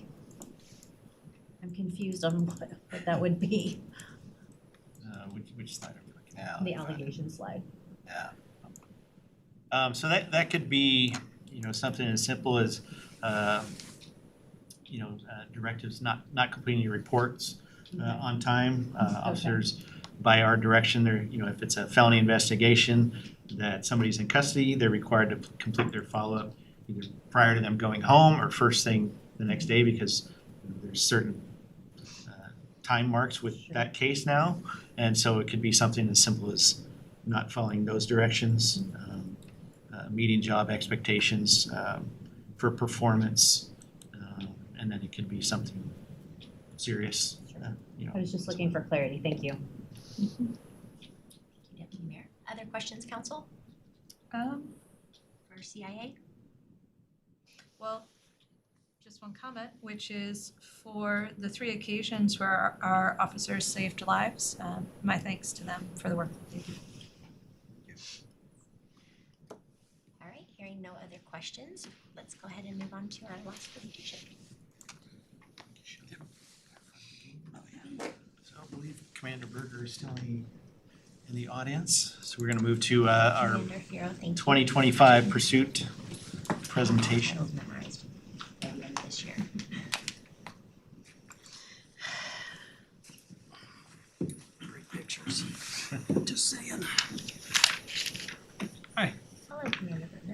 start?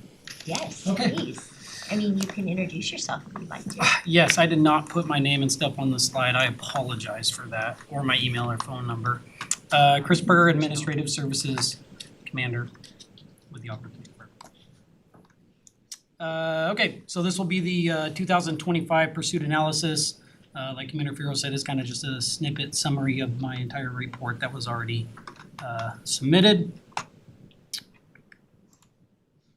So in 2025, most of my slides are going to be 2020 through 2025 comparative statistics. So 2025, there were a total of 29 pursuits, about a 44% decrease from 2024.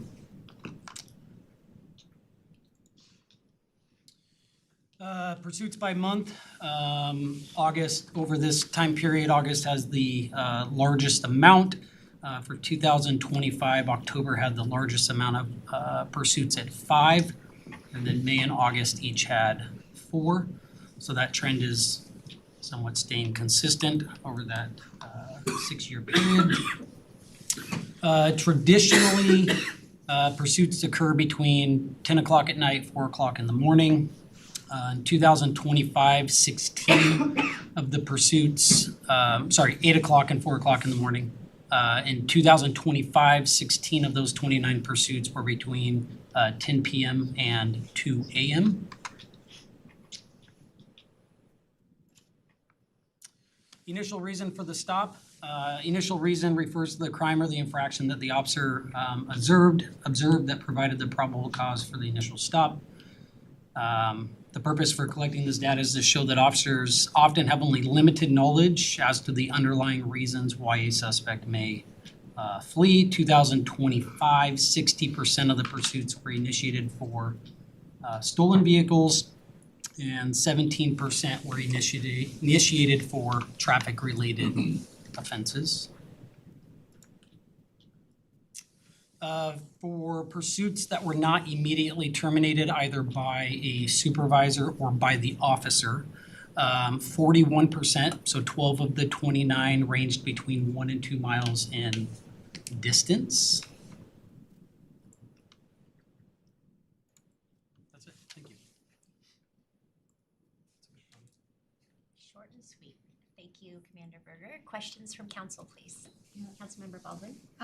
Just one. For the initial reason for pursuit, in the graph it showed 17% for traffic, and then there was also criminal traffic, and I was curious the differentiator between the two. Regular traffic could be just a basic traffic violation. Maybe somebody was speeding and the officer attempted to conduct a traffic stop on that individual, and they decided they didn't want to be stopped that day. Criminal traffic could be a range of different things. That could be a suspected DUI stop. That could be a potentially known driver who has a suspended license. It could be a plethora of different reasons, something within the realm of an actual crime versus an infraction. I've got a quick question. When you said the 44% decrease, that in pursuits, that could either be good or bad. So could you share your thoughts on that? Is that a good thing that crime's down, or is it that officers have to make a tough decision to not pursue because we need to, look at areas to provide better resources or support? I think it's a combination of a lot of different things. As Chief mentioned earlier, you can see with the different law changes, 2022, obviously there wasn't a lot going on for police related. I think 2025 is an indication of better training, better decision making for the officers. I mean, obviously each independent officer has to determine whether or not they're going to initiate the pursuit. That's kind of up to them. Supervisor will eventually kind of take control of that. But at the initial point when it starts, it's up to the officer whether or not they're going to pursue. And I think that sometimes the decision making kind of fluctuates.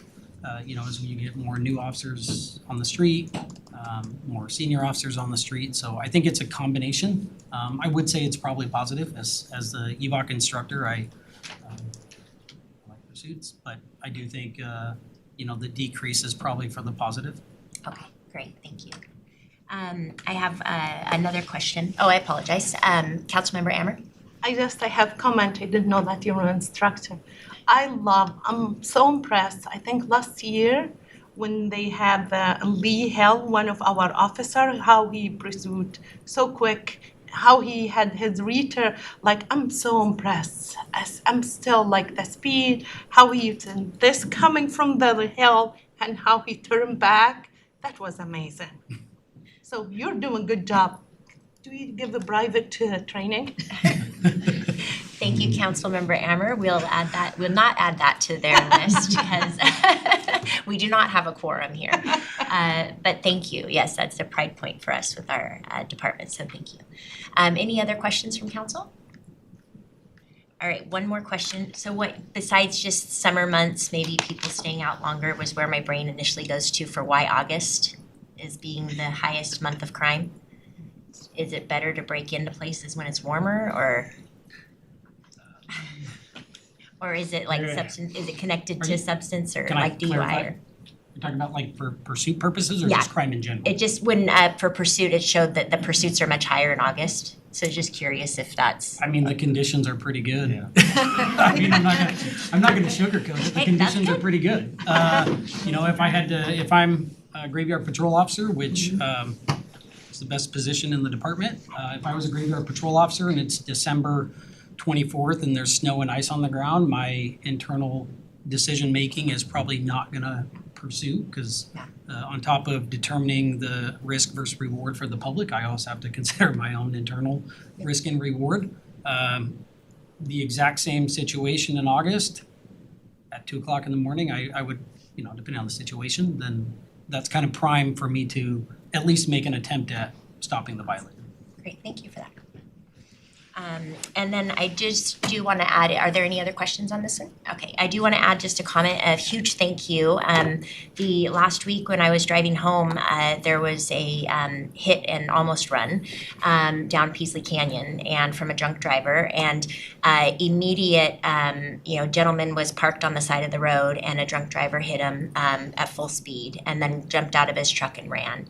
And but you could tell he was intoxicated, and there was a great community member, a young man who lives here in Auburn. He was a great citizen, had been following him for about 2 miles because he was intoxicated, and so had called police. And police, you guys showed up, I mean, immediately, several cars, but it was a pursuit by foot because the gentleman ran away, and so I made sure the person was okay, and then the young man was making sure that the guy was okay. So I said, I'll keep my eyes on our runner because he couldn't run very far.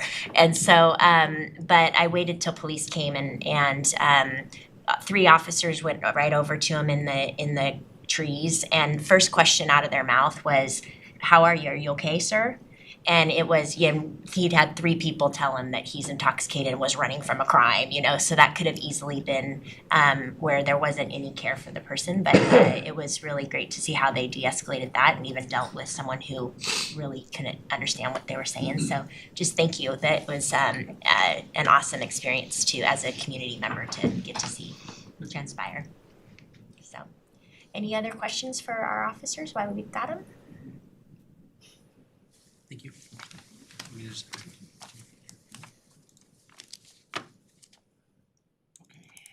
And the last one tonight from the police department, is just some annual report highlights.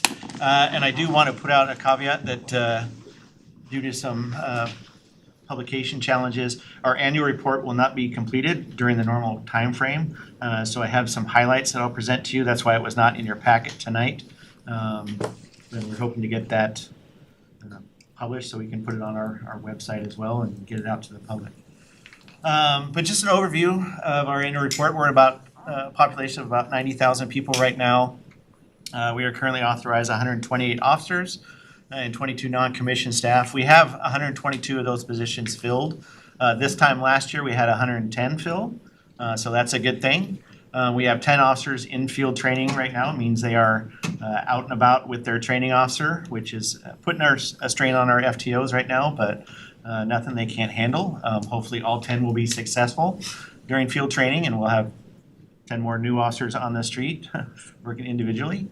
We still have 4 officers that are in the academy right now, and then 2 officers are waiting for their academy class. We're hoping to get them into the academy sometime in May or early part of June. So, but as you can see, we're still trending downward as far as our calls for service.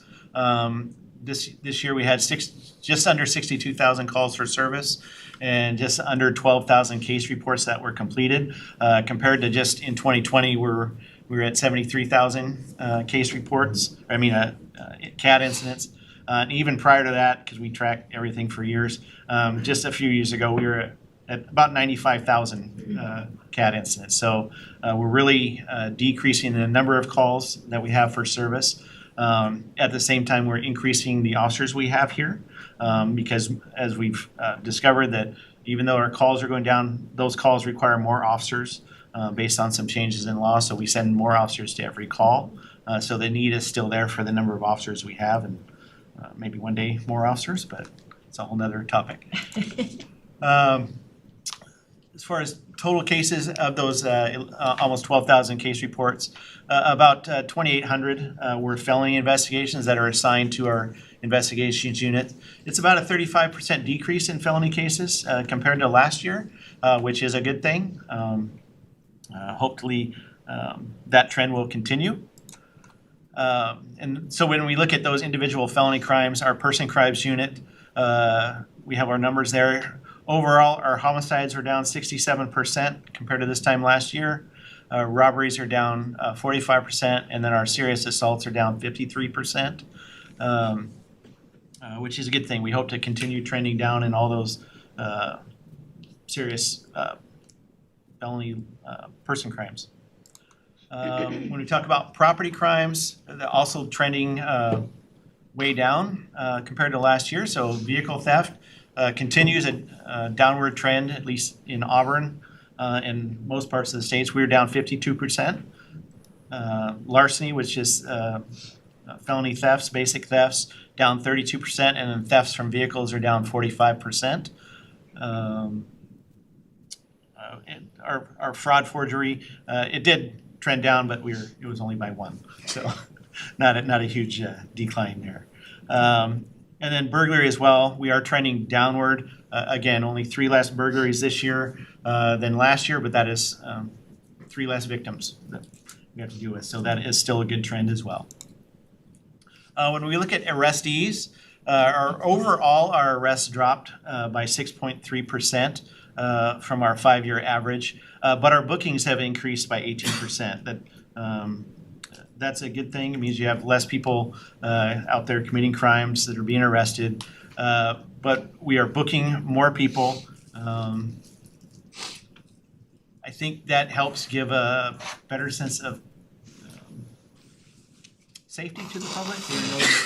Hey, if you come into Auburn, you're committing a crime, you'll more than likely get arrested, and you more likely will spend time up at SCORE, whether that's an hour to be processed up there. We're still going to inconvenience you at some point, so that committing crime in Auburn is something people will not want to do.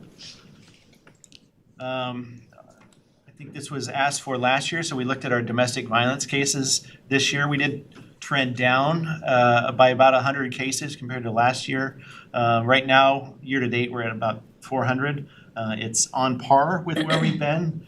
These are the types of cases we really don't control, but we do have a contract or grant agreement with Project Be Free, as I think all the council got that briefing earlier, to help reduce those numbers of domestic violence cases. They are coming out more often and being a service to our citizens and our department.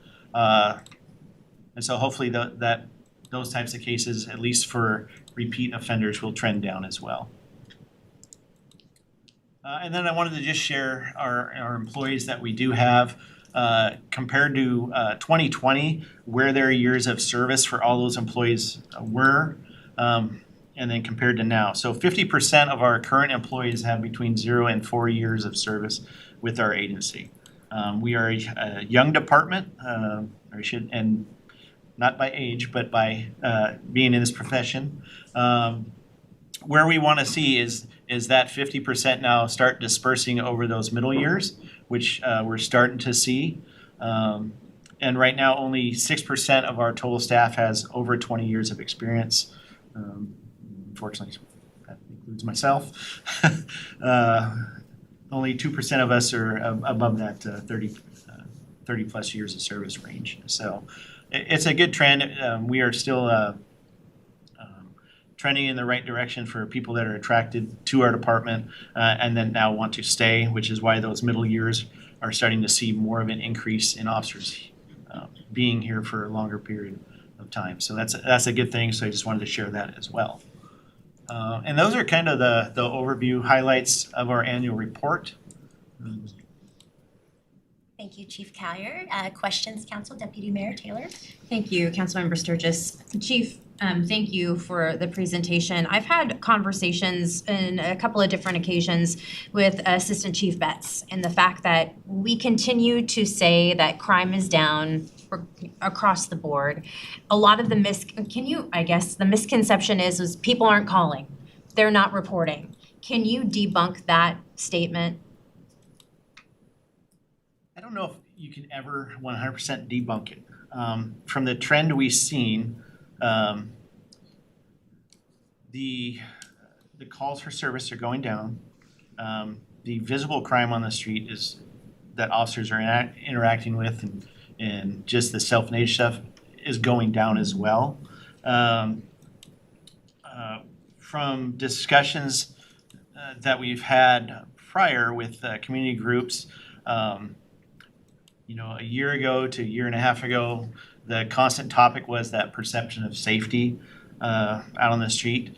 We have not been getting the same type of comments a year to year and a half later, where people are now focusing on things that I would call more kind of quality of life issues. That's big problems that we're trying to address, and those are things, to be honest, things like people on the electric bikes and electric scooters. So it has shifted from like violent crime, I'm afraid to come out of my house because I'm going to get shot, to that type of complaints that we're seeing. And so, you can never say 100% that, people are just fed up and they're not calling. But we would still hear the complaints, and whether that's, through just citizen interactions that we do on a daily basis where, people will give us the anecdotes. Oh, I heard multiple gunshots last night, from constant people that you talk to. We still hear that. It's the same frequency as not hearing. So I don't believe that people are not calling. We are pretty confident when we talk to community groups. 911 is there for a purpose. The non-emergency line is there to report things. And we've been pretty clear, if we don't know about it, there's no way for us to address it. So I don't think, at least in Auburn, that people are fed up with our lack of response or things of that nature. Because when we go out and if we make an arrest, we will make that arrest if we can. We clear a lot of our felony cases. Our investigators are top notch. They know how to investigate crimes. So, and that's the best answer I can do. You can never guarantee anything. But, Thank you. All right, what other questions, Councilmember Baldwin? Yeah, thank you for this presentation, and feels good to have our staffing numbers up. We've got to add that. But two areas that I was curious about that I have heard on and off over the course of the past year is concerns with street racing being one kind of key topic for our community.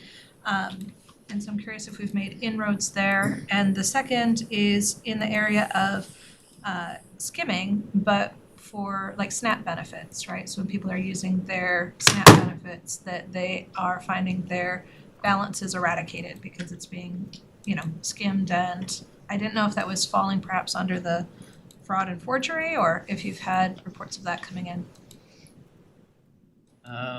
Well, the first, as far as I'll address street racing, so some of the legislative changes, like Auburn, for several years has had, stay out of race areas, race attendance, and things like that we can enforce. Where that went down, the enforcement is when the pursuit law changed, because most people engaged in that activity would if they see the police, they would start fleeing. So we are able to pursue those, so the accountability portion is coming back. We do still get at least the start of some street racing in various areas of the city, so officers do take enforcement action when they can on those. We still, as it increases during the summer months, we do work with our surrounding agencies, because street racing may start in Renton, but it may work its way down the valley as they get pushed out everywhere, and then down into Pierce County. And I haven't seen it so much come from Pierce County to up north, but it's mostly gets pushed south. And so we work with all of those partners to address it wherever it may be happening. And as far as the skimming, I would have to get more information on that. It would be considered under either larceny or fraud, but I have not been aware that it's a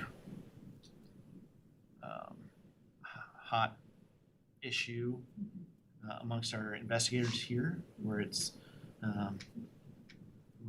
the focus of like major investigations. Usually those will filter up that, hey, we have a lot of this activity in Auburn, so we're going to put together, either I hate to use task force because it's usually in-house, but some type of operation to address it. I have not heard that from our staff, but I can try and find out a more definitive answer for you on that.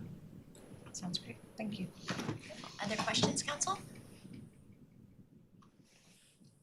All right, one last quick comment is thank you for all of the wonderful presentations tonight. Please thank everyone on our behalf. And I will also do a plug for the city of Auburn. I want us to all remember that we added a commissioned officer that also does recruiting, specializes in recruiting, and has really done an amazing job the last couple of years in adding great officers in addition. So thank you for that, and I appreciate everything that you shared with us. Thank you. Thank you.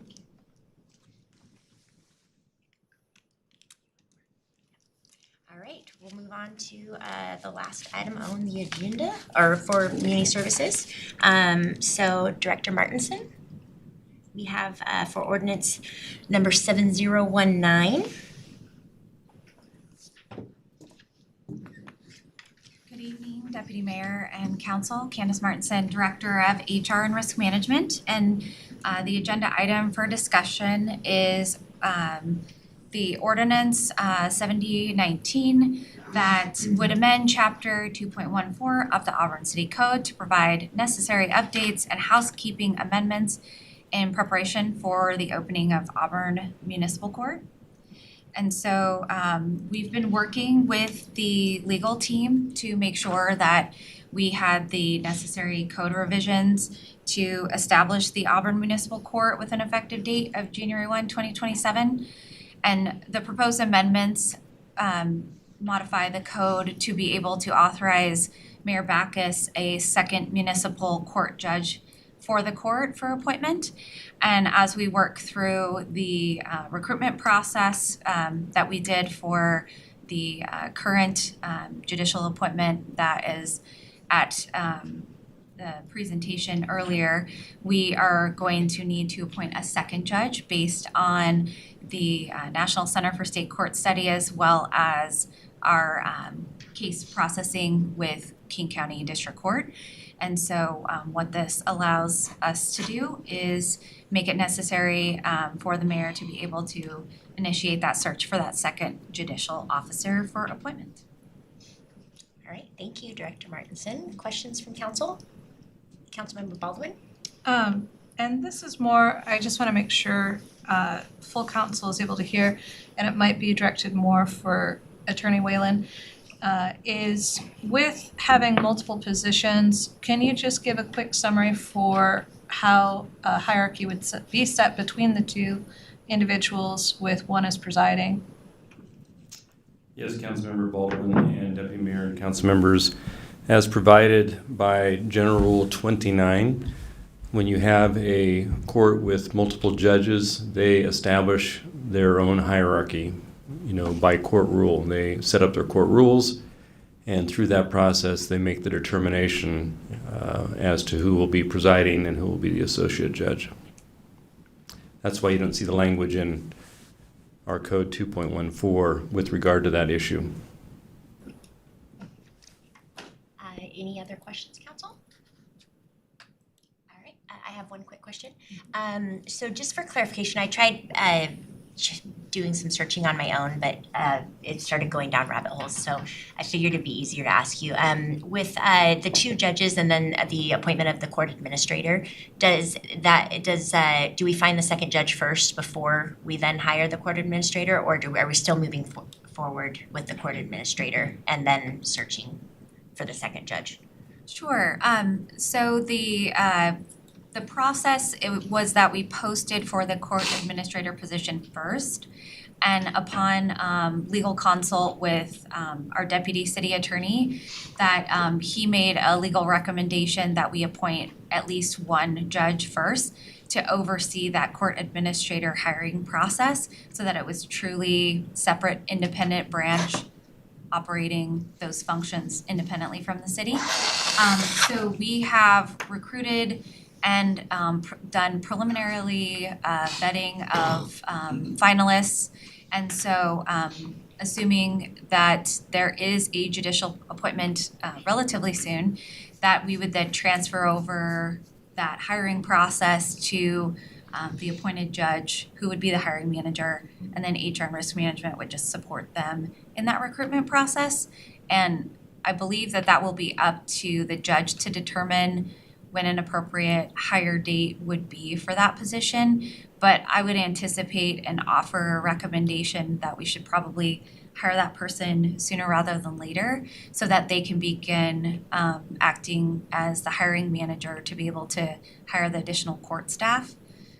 Obviously, hiring subject to whatever the judge finalizes or confirms as being over that branch, but I would see that beginning relatively soon.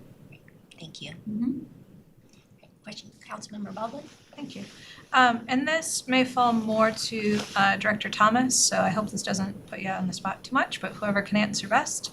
I'm curious how it will work with this year's budget cycle, because I know directors have begun, working for their departments already. Given that we don't have our judicial officer in place yet, and that there's, many things to be done as we get ready, how will that work in our budget cycle for the next biennium?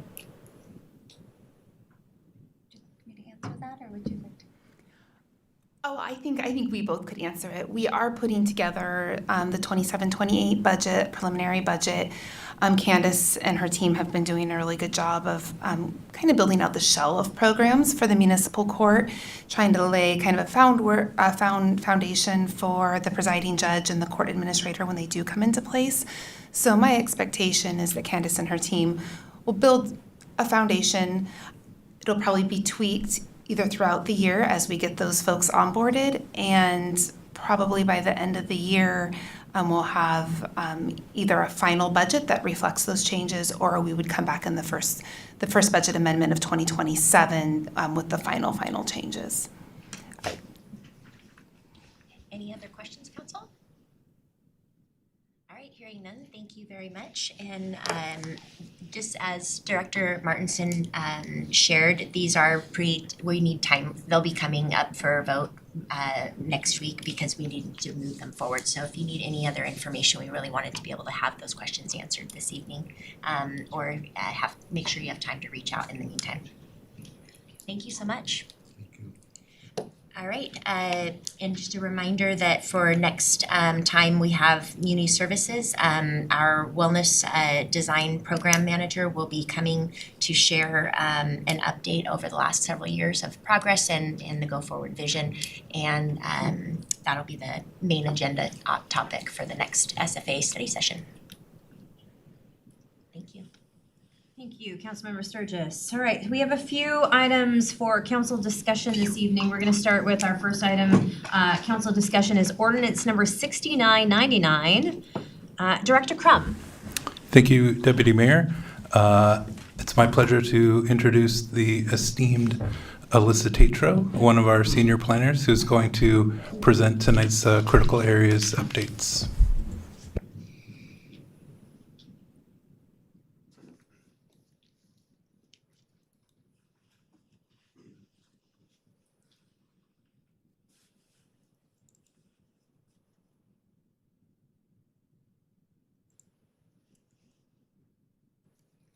Good evening, Mayor Backus, Chair, and City Council. My name is Alyssa Tatro. Thank you for the introduction, Jason. Tonight I will present the proposed updates to Auburn's Critical Area Ordinance, which is the text amendment to Chapter 1610 of City Code.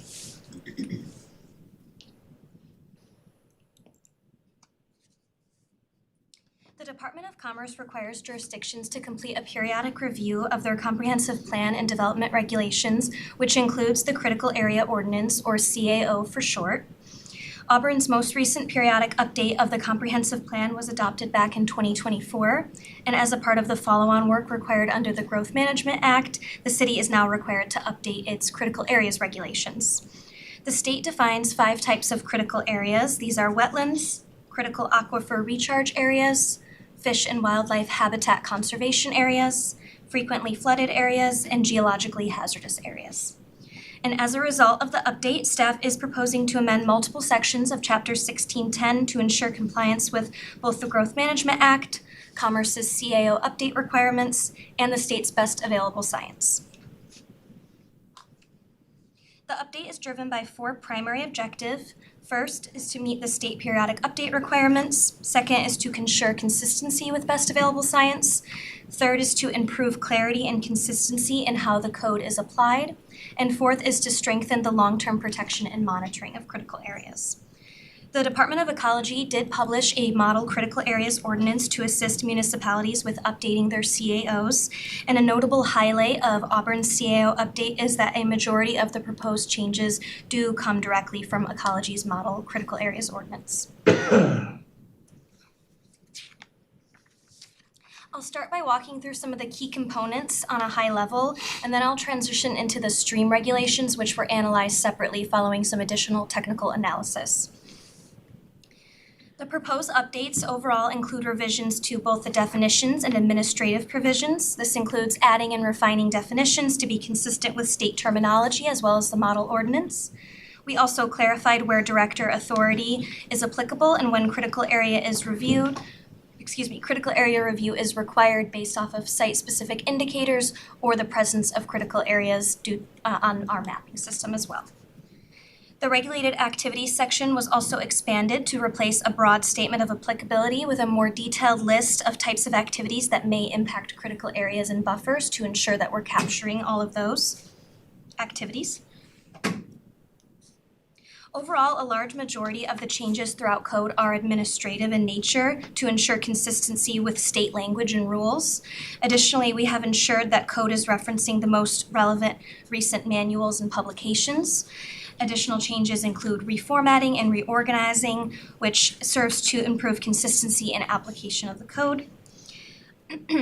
Additional changes to the CAO also include revising the minimization measures table to include streams and to be consistent with the model ordinance. Similarly, changes to the mitigation section were also completed to match the content in Ecology's model ordinance. And the image I have on slide here is what the most recent rating form looks like from Ecology. This is what wetland biologists take out in the field with them.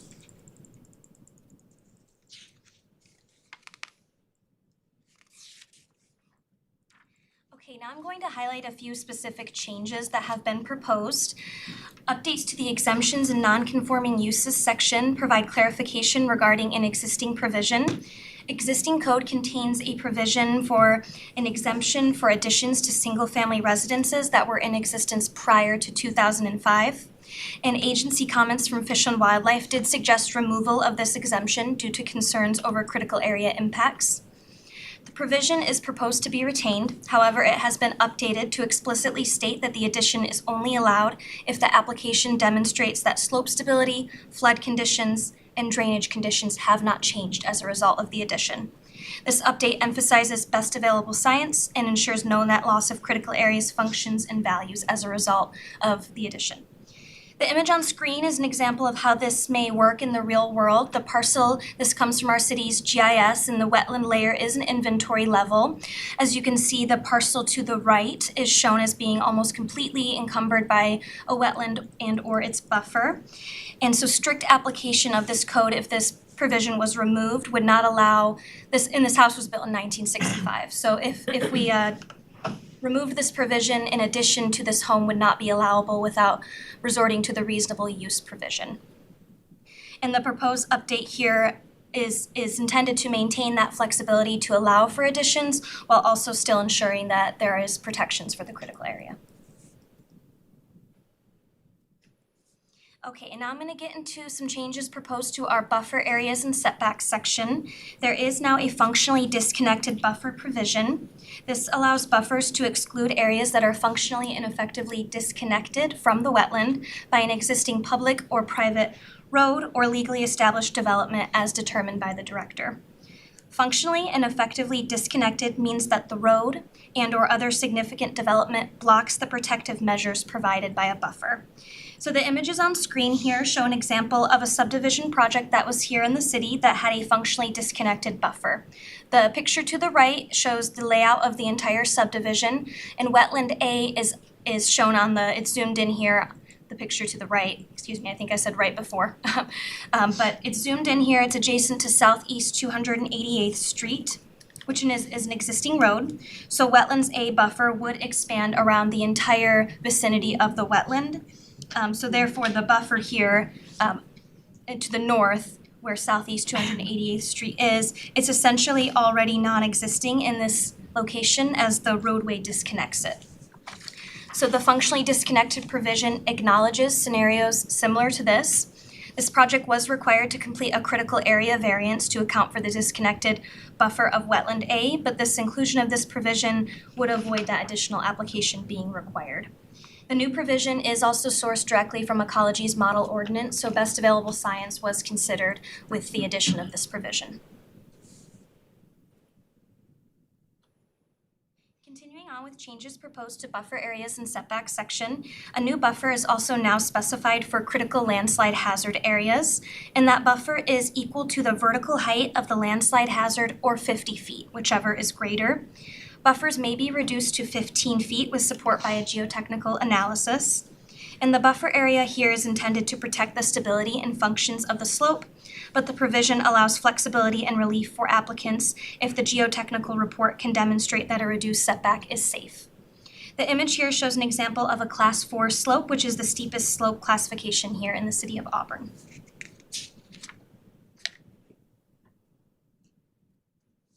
Another change to this section is that the alteration of Class 4 landslide hazard areas no longer requires the reasonable use provision. The proposed update now allows alterations if a geotechnical report demonstrates compliance with safety standards. And rather than just prohibiting the alteration of steep slopes, the proposal is to permit the alteration of landslide hazards based on the principle of mitigating the risk to allow for safe development and infrastructure. Alterations of landslide hazard areas will only be allowed when there is a geotechnical analysis and professional engineering that prove that the new development will be safe and will not increase the hazard on site or to adjacent properties. Now I will switch gears to discuss stream regulations. At the September 2025 Planning Commission meeting, staff presented the proposed changes to the Critical Areas Ordinance, and at that time, no changes to stream regulations were proposed. However, the city received comments from the Washington State Department of Fish and Wildlife raising concerns about whether our stream regulations reflect best available science. WDFW recommended consideration of the Site Potential Tree Height, or SPTH, approach, which is done through a mapping tool, and it is site-specific. The photo on the screen shows what this mapping tool looks like. What is Site Potential Tree Height? It is a framework that is based on a 1993 model developed by the Forest Ecosystem Management Assessment Team, or FEMAT, and it's to understand how riparian functions change with distance from a stream channel. Site Potential Tree Height is where the width of a riparian zone corresponds to the height of a mature tree at 200 years old at that site. And this slide shows a graphic illustration to demonstrate the relationship between stream height and stream buffer width. Rather than adopting the site potential method directly, staff and Planning Commission both agreed that the additional analysis was needed. The city retained Facet Northwest, which is an environmental consulting group, to conduct an Auburn-specific analysis. And this included a scientific literature review, evaluation of WDFW's guidance, a GIS analysis, and review of regulatory options. The intent was to understand how the science applies within Auburn's specific context. City staff also worked with the city's GIS division and Facet to analyze GIS data to determine how site potential tree height would apply here in Auburn. Site potential tree height values in the city range from 94 feet to 227 feet, with a mean of 166 feet and a median of 196 feet. The city's current standard stream buffers range from 50 feet to 100 feet. Therefore, if we were to adopt the site potential tree height tool, this would result in significantly larger buffers throughout Auburn. In a largely built-out urban environment, full site potential tree height buffers could potentially constrain development and increase the likelihood of reasonable use provision applications that we receive. Additionally, site potential tree height is completely site-specific. If we adopted this method, there would be no level of predictability for applicants and property owners in terms of what to expect for their stream buffers. With that being said, the results of the scientific analysis found that approximately 100 feet is commonly identified as the minimum buffer needed to protect water quality function. It also found that larger buffers provide additional ecological benefits, particularly for habitat and temperature regulation. Additionally, vegetation condition was also identified as a key factor influencing stream buffer function. Have here the current or existing buffers here on the slide. Currently, they are 100 feet for type F, which is fish-bearing streams, and 50 feet for type NP and type NS, which is non-fish-bearing streams. And type S is shorelines of the state. Those are managed through the Shoreline Management Program. Okay. The code also does currently require an existing provision that requires a 33% increase of the buffer in situations where the planning director determines that a larger buffer is needed. And that could look like there's critical habitat in that location. So there is an existing provision that could result in larger buffers in code now. The code also does currently contain flexibility tools such as buffer averaging, minimization measures, and critical area variances, which are proposed to be retained. We have the current buffers. The proposal increases standard buffer widths to 150 feet for type F streams and 100 feet for type NP and type NS streams. And we also retain the provision to increase the buffer 33%, which would result in 200 feet for type F and 133 feet for type NP and type NS. And the current slide shows a comparison table here. The left slide of the table shows what is in existing code, and the right shows the proposed.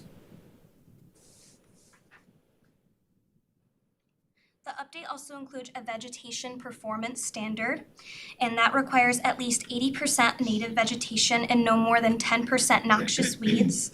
This provision reflects that scientific finding that buffer condition is as important as buffer width.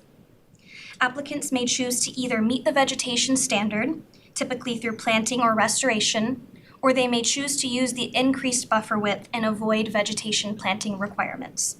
This provision creates a performance-based approach that allows flexibility in how the standard is achieved and gives applicants and property owners options. Additional changes to the stream regulations as a result of WDFW's comment include extending the minimization measures table to be applicable to both wetlands and streams, and updating language throughout the code to reference WDFW's riparian habitat language for consistency. Many jurisdictions in Washington have also increased stream buffer widths in response to Fish and Wildlife's recommendations, and many have also adopted vegetation-based standards. Typical buffer widths now range from approximately 100 to 150 feet for fish-bearing streams. This proposed update aligns Auburn with these regional trends. And on the slide here, we have some examples of some fellow jurisdictions and what they have adopted or proposed to adopt.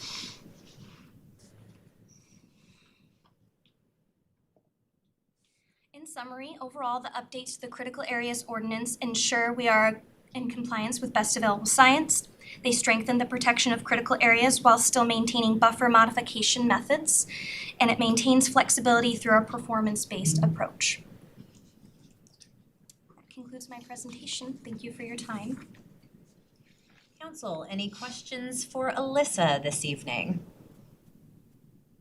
Councilmember Baldwin. Sure.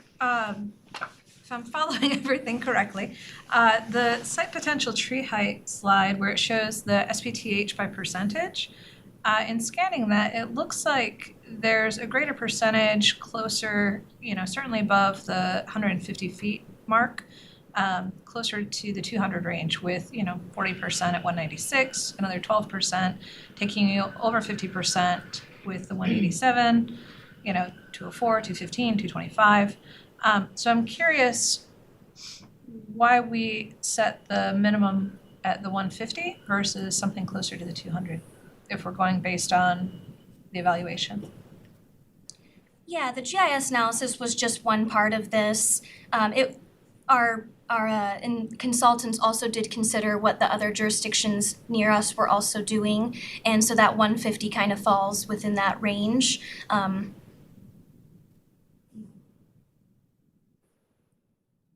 Councilmember, any more questions? I just have a quick question for Councilmember Sturgis. Sorry, thank you, Deputy Mayor. How does it become a critical area? It would meet the definition of that. So a critical areas consultant would go out in the field and verify that it meets the definition of each specific critical area. Councilmember Sturgis. So if I'm a community member who thinks my neighborhood should have critical area and it's not, then what would the process be for me to talk to someone in the city to find out more? So you could start by reaching out to the planning division. If there is not information known about something that you think may be a wetland, then the best way to determine that would be to get a critical areas report from a wetland biologist. So we rely on those reports. We don't have wetland biologists here on staff, so when there's a private property that there could potentially be a critical area, the requirement is to then go confirm that out in the field.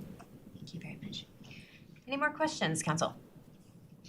Thank you, Alyssa. Appreciate it. For your time. All right, moving on. Our next item is ordinance number 7014. Director Crum. Thank you again, Deputy Mayor. Gabriel Clark, another one of our esteemed planners, is going to present tonight's energy storage system code updates. Fabulous. Hello. Hello. Let's get some up here real quick.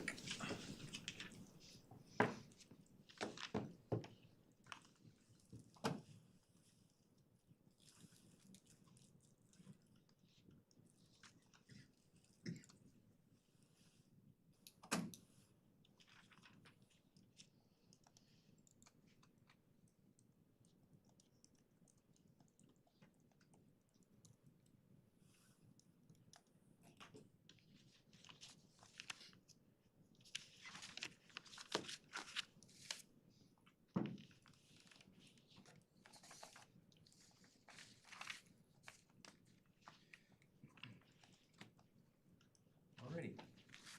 Good evening, Mayor Backus, Chair Taylor, Council. My name is Gabriel Clark and I'm a planner with the city's Department of Community Development. Tonight I prepared a presentation for the Battery Energy Storage System Code Update following the Planning Commission's recommendation on April 7th. The purpose of the proposed text amendments is to first identify each tier of BESS.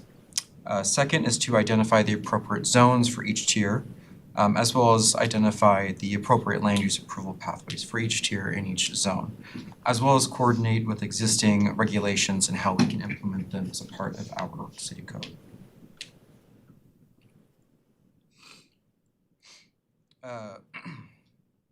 Prepared as Exhibit E supplemental development standards, of battery energy storage systems, staff incorporated requirements of state law seen as Washington Administrative Code 5154A 1207, the International Fire Code Chapter 12, the National Fire Protection Association, as well as the City of Auburn Engineering Design Standards. These standards are the foundation of the city's regulations on battery energy storage systems, which I'll refer to as BESS for short throughout the presentation. For context, these named code books are published by industry experts with decades of experience and awareness of current issues. By March 15th, 2024, the Washington State Building Code Council, in coordination with the National Fire Protection Association, has adopted standards specific to battery energy storage systems, which, as described, WAC 5154A 1207 and IFC Chapter 12, require the proponents of battery energy storage systems in capacities of watt hour, so that's the amount of energy that a BESS unit can store at any given time, surpass certain thresholds to follow explicit standards pertaining to the construction, storage, and operation of these facilities. The code also requires the applicant to submit the following documents alongside the permit. So we can see construction documents for specific plan sets, hazard mitigation analyses that are then reviewed in cooperation with the fire department and other agencies, as well as commissioning plans, essentially telling us how these BESS systems will be energized and de-energized at times of activity or deactivity. Adopting these standards by reference allows the supplemental development standards of the Auburn City Code to remain aligned with the evolving state and federal regulations as new technologies and practices emerge. The reference code books, I'd like to remind, are developed by industry experts and public safety officials who continuously work to enhance the life, safety, and well-being of individuals affected by the built environment. By relying on these publications, the city ensures that its regulations incorporate the best available science as it becomes available.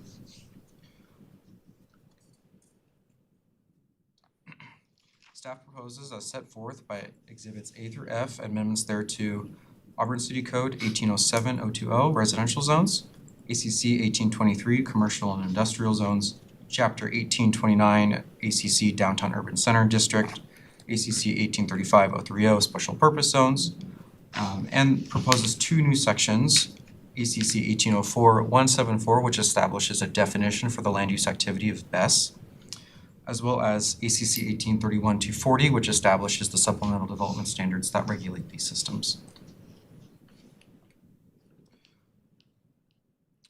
On the following slides, I'll present the recommendation based on public comment and coordination with experts and planning commission for each tier based on capacity, starting with tier 1 and ending with tier 3. Please note that this presentation does not discuss the other permits that may be required for these types of systems based on the scope of work provided to us by the applicant. Exhibits A through F focus on what land use approvals specifically are required based on the capacity of the Planning Division's authority in Title 18 of Auburn City Code. Other divisions may require additional permits, so that could be stormwater permits, building permits, electrical permits, grading, right-of-way permits, depending on the scope of work that's being proposed at the time of the application. On this slide, you can see what the scale of a typical Tier 1 BESS may look like as an accessory to a primary structure. Tier 1 systems may be allowed as a Type 1 decision, which does not trigger the thresholds of an administrative or conditional use permit alone. Tier 1 is limited to 100 kilowatt hours of capacity as seen in Exhibit E. And from our communication with industry partners, about 100 kilowatt hours is what an average use case scenario could be. And we'll get into the other tier. As you can see here, just further examples. All right. On this slide, we can see the scale of what a typical Tier 2 BESS installation may look like as it serves its energy storage functions. Depending on the zone that it's located in, Tier 2 systems require an administrative decision, which is provided by the director or designee, or a conditional land use approval, which is provided by the hearing examiner. Both the administrative and conditional land use permits require public notice and may require public hearing based on the land use approval or if elevated by the provisions contained in Chapter 1864 of Auburn City Code. As you can see on the screen, the capacity of Tier 2 systems, as well as in Exhibit E, is limited to 4 megawatt hours of energy storage capacity. And then here are some other visual examples. They typically appear in a 20-foot 20 to 40 foot shipping container contained within their own enclosed system. And then here is an array of these systems that can be used to have a capacity up to 4 megawatt hours approximately. On this slide, we can see the scale of what a Tier 3 BESS system may look like as it serves its typical energy storage functions.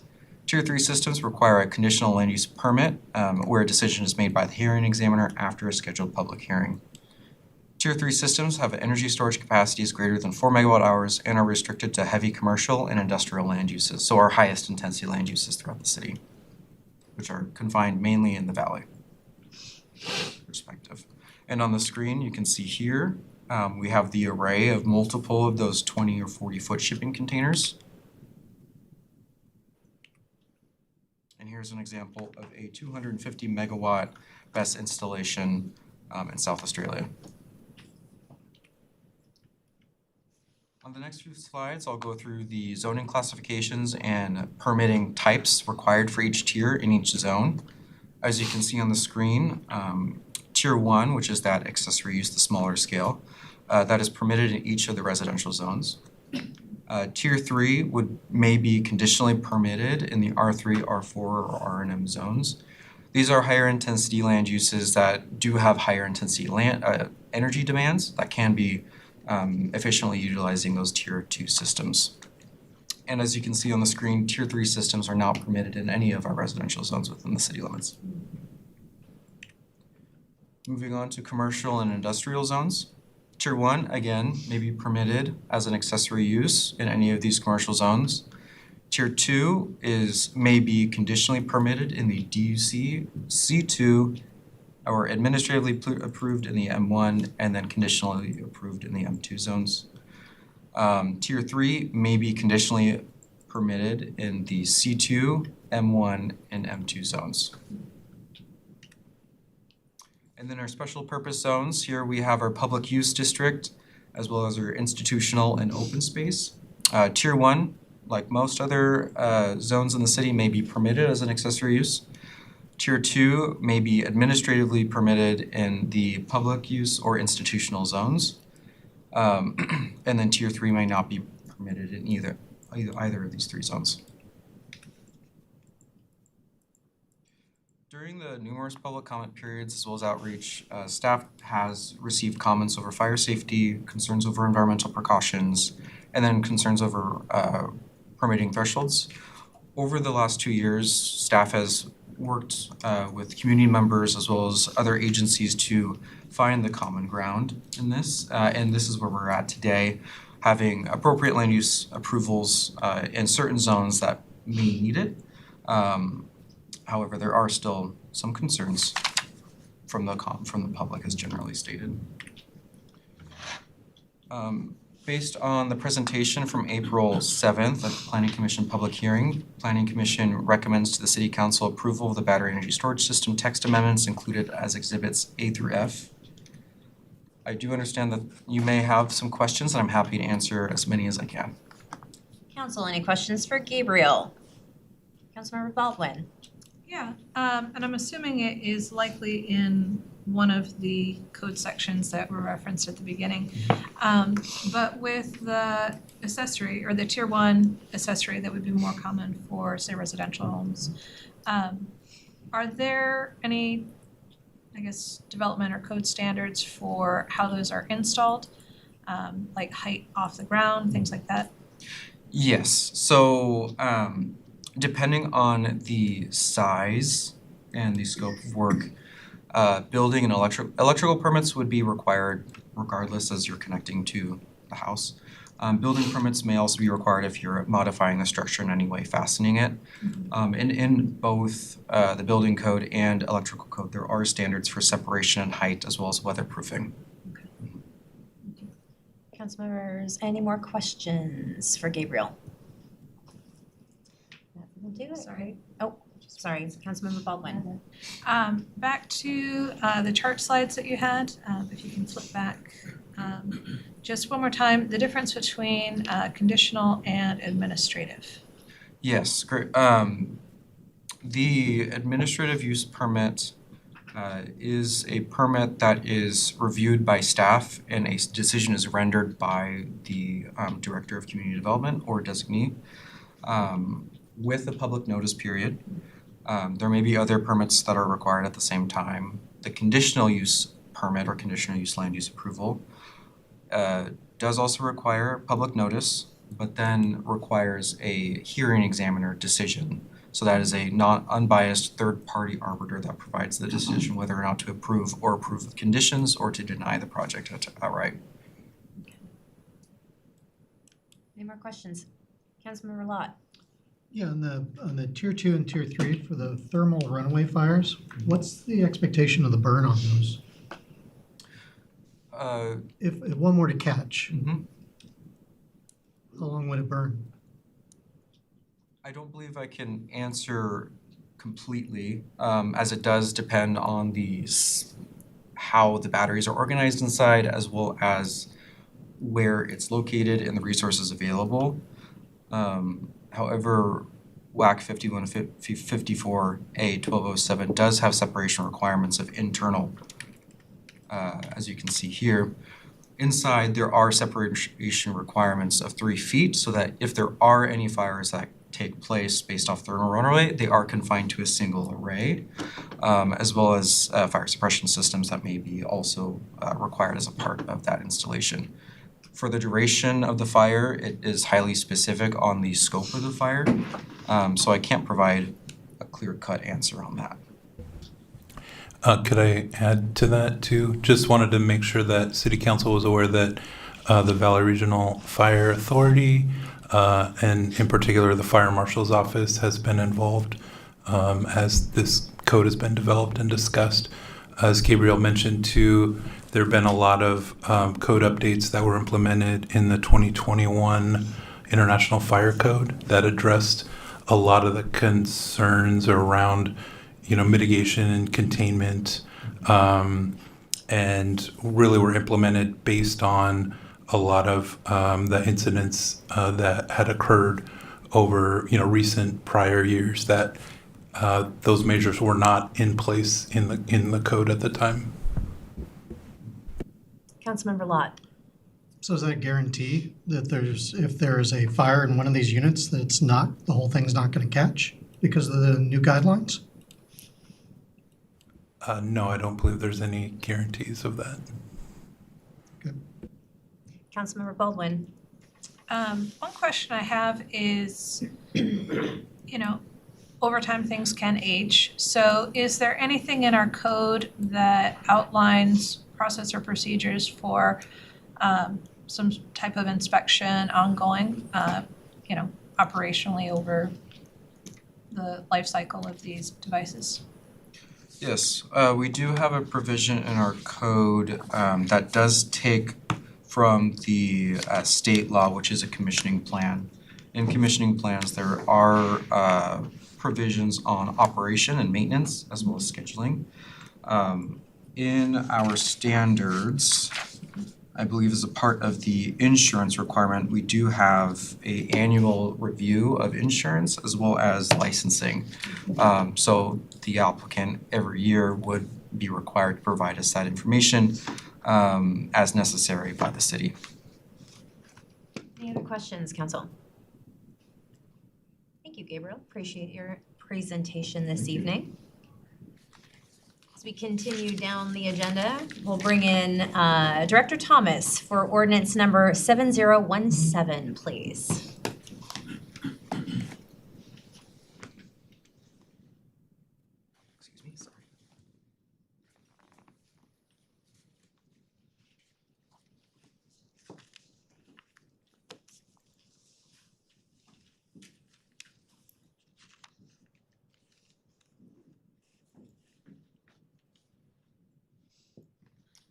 Good evening, Deputy Mayor, Mayor, and Council. I'm here to talk about our first budget amendment of 2026, but our fourth budget amendment of the 2025-2026 biennium. And I am going to forewarn you, it's a big one. It's got a lot of different things going on in it, but I think we should get through this relatively painlessly, but there are a few new things on here that we don't normally see in a regular budget amendment. So this budget amendment is going to cover the fund balance true-up, which we do at the beginning of every year. It's really just to capture what is our beginning fund balance for all of our 26 funds based on the actual activity that happened in the prior year. So if we collected more or less revenues than we had originally budgeted, or if we'd spent more or less expenditures than we'd originally budgeted, that's going to affect our position at the beginning of the year. So we're truing that up. We have some carry forward items from 2025. A lot of our carry forward items include revenues and expenditures. So we want to make sure that we get those placeholders into the 2026 budget because we still have work to do that we started in 2025. We have some new programs with offsetting revenues. We have some new programs that don't have offsetting revenues. We captured the sales tax changes that took place in October and how those impacted. We tried to quantify how that would impact our 2026 budget. We have captured our flood impacts. So the flood event that took place in early December has had impacts in 2025 as well as ongoing impacts in 2026. So we need to capture that. And then we have our capital project adjustments. So I'm going to start with our general fund and the summary of changes that we made in the general fund as it relates to these items. Our beginning fund balance increased by $19.9 million above what we had originally budgeted for.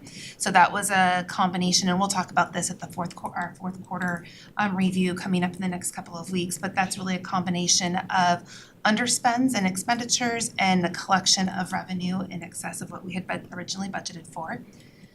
We have $4.4 million in carry forward items from 2025. A large majority of that, $2.8 million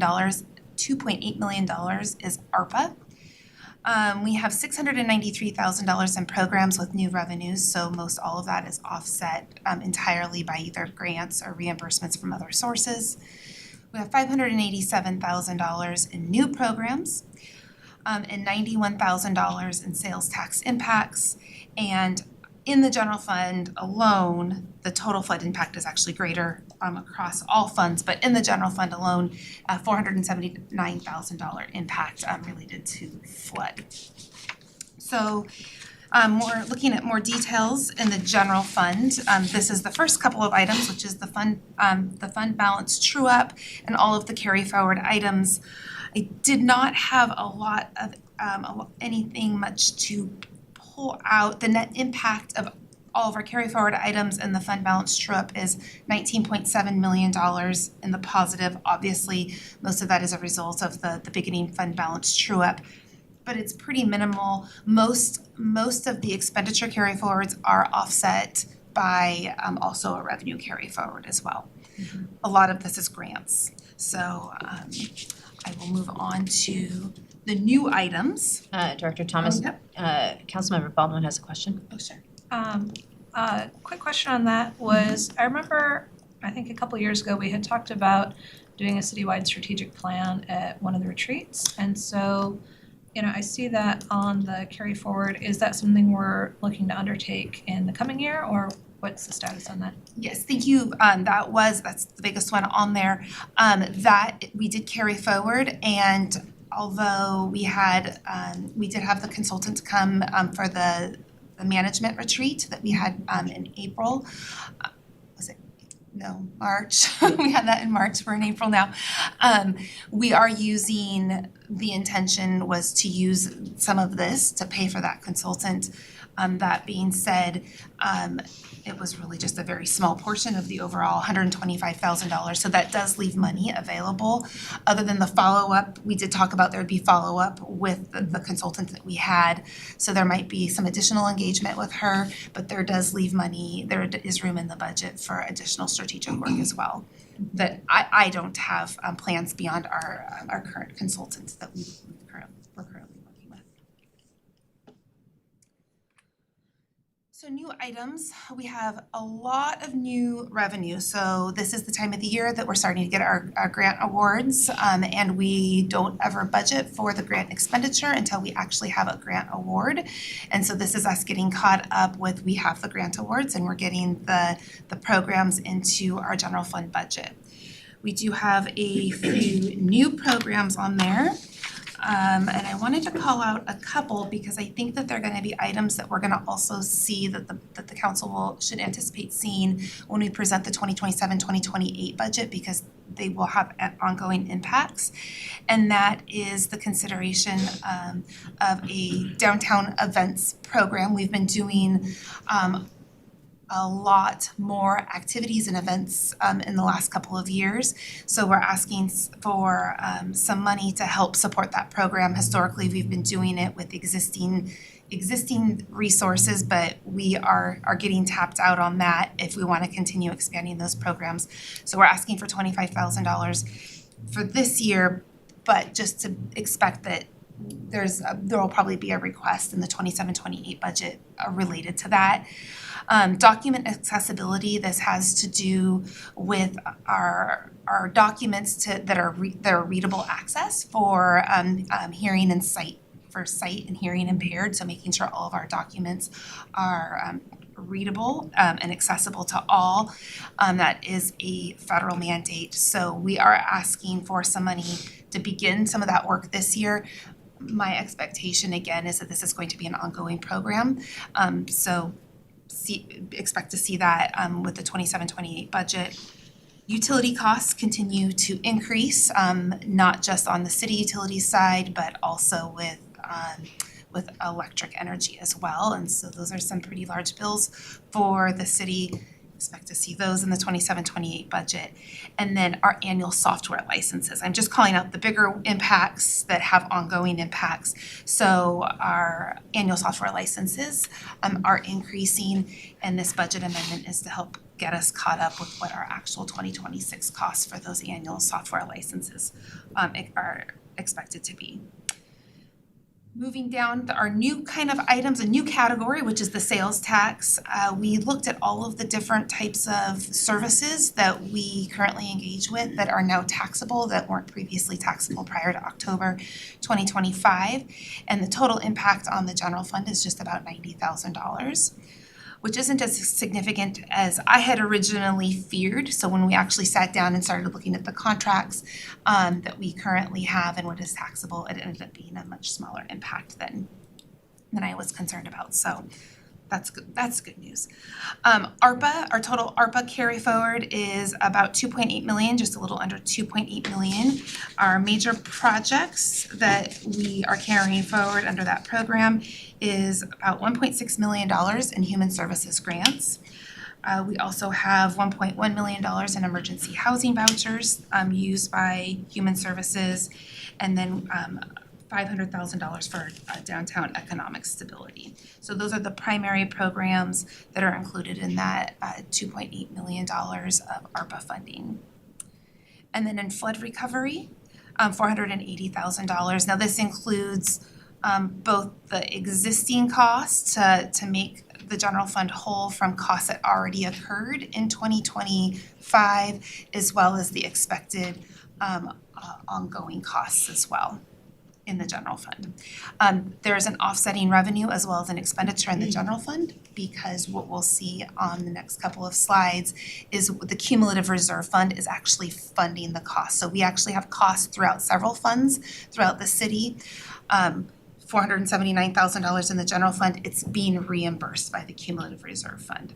And so as we either get insurance recoveries or potentially hopefully grant reimbursements from either FEMA or the emergency department, we will refund then the cumulative reserve fund. But for now, we're making sure all of the other funds are whole and the cumulative reserve fund is taking the hit. So a summary of all of our other funds, that's 26 other funds in addition to the general fund. We are increasing beginning fund balance by $88.4 million. Again, that's across 26 funds. $2.8 million in carry forward items, $1 million in new programs, $5.3 million in programs with new revenue, and $34,000 in sales tax impacts, and $1.9 million in flood impact. And this is a summary of all of those items. Again, we've got a lot of the things will look familiar. We've with the new programs, we've got some grants in there. We've got our collective bargaining agreement adjustments, our IT recovery costs, which includes those software agreements. So it not only impacts the general fund, but it also impacts other funds throughout the city. So this is where you're seeing those software agreements impacting all other funds. We have a water meter replacement cycle system that we need to catch up on. It's $750,000. We did include this, we just did our utility rate study at the end of 2025, and these meter replacements, although weren't originally in the budget, were considered as part of the rate study with the expectation that we would be following up with the budget amendment in 2025. And then we also have some new revenues. You can see some large grants in our transportation and construction funds and airport as well. And then this is where we see the entire cumulative impact of the flood impact. So $1.9 million is the current total actual cost and projected cost. We have some contracts still outstanding that we haven't paid down as of to date for work that's still currently being done. So this $1.9 million will help make all of the other funds whole for all the construction, repairs, golf cart replacements, and staff time also as a result of the flood and the emergency activation. And then sales tax impacts $34,000 for all of the other funds throughout all of the other funds in addition to the general fund. That was a lot. It was quick. But I was efficient. I Yes, was you going were. for efficiency this evening. Good. Questions for Director Thomas, Council? Councilmember Baldwin. Yeah, one question I had on the new items fund balance impact slide. It noted that there was a new program for the flock safety camera additions for PD at the 70K mark. I thought that was already said and done in 2025. It's the ongoing cost, so it was approved by council. Didn't have a budget, we didn't get the budget adjustment in for 2026. So it was approved by council, but it hadn't been budgeted. So this is for the additional cameras that was approved by council. This is the follow-up to that. Any other questions? I see none. Thank you, Director Thomas. Thank you. Appreciate it. All right, and our last item on the agenda for tonight is an update with the purchase of the Seuss Creek Botanical Gardens provided by City Attorney Whalen and Director Kruger. Well, good evening, Deputy Mayor, council members and Mayor.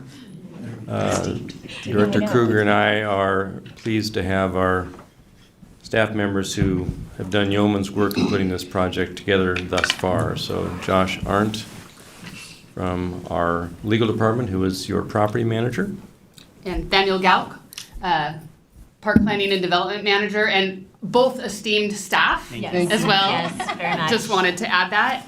And we'll try to get you like quick, so maybe 29 minutes instead of 30. Perfect. How about that? Love it.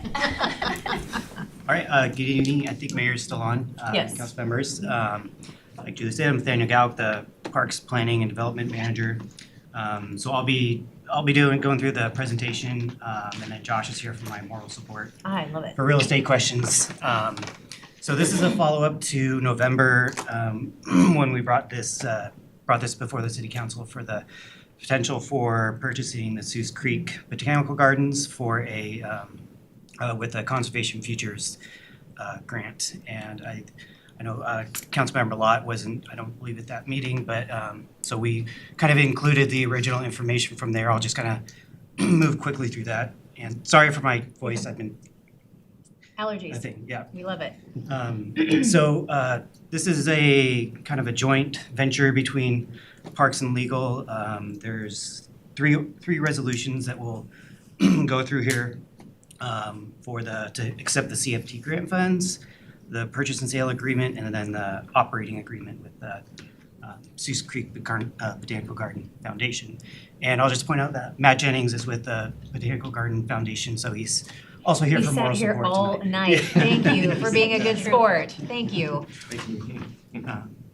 So just a quick background, as I mentioned, the Conservation Futures Tax Levy Grant, or you just typically call it CFT.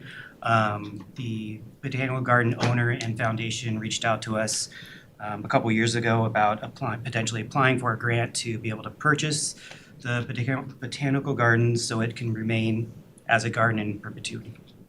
So we submitted that application and we were awarded the grant at the end of 2025. And so funding is now available, so this is kind of the next step in that process. Just a few things about the garden. This was in the previous presentation that we did. One bullet point we kind of added was the management, that the foundation manages the gardens, and they have I think one full-time staff person, gardener, that they have on there. This is just a map of the gardens, kind of showing the different features that are out there. And the museum is kind of a focal point. It's the tannish square right in the middle there. This is just a few pictures. This is of the main house that the owner, Maurice Skagen, lives in. And this would be, I'll kind of go into the details, but we'll just kind of go through a couple pictures. There's a picture of the museum or heritage center that's near the building. Just a few more action shots of the gardens. Their annual plant sale on the right there. And then a few more pretty pictures. And then, so this just kind of outlines the public benefits that the gardens has and will continue to do. They have a lot of education programs. They have fundraising events. They do career building.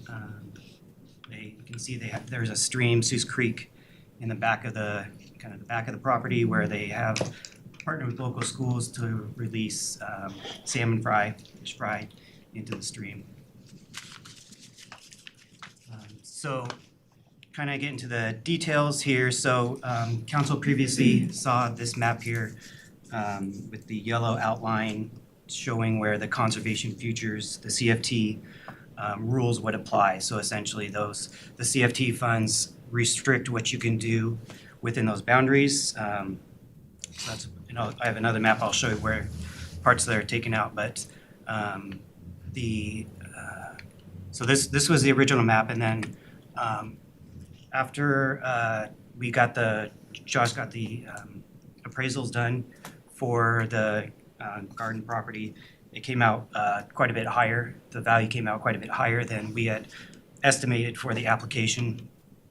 So our application was for 2.1 million, and then the numbers, I think, on the next screen here.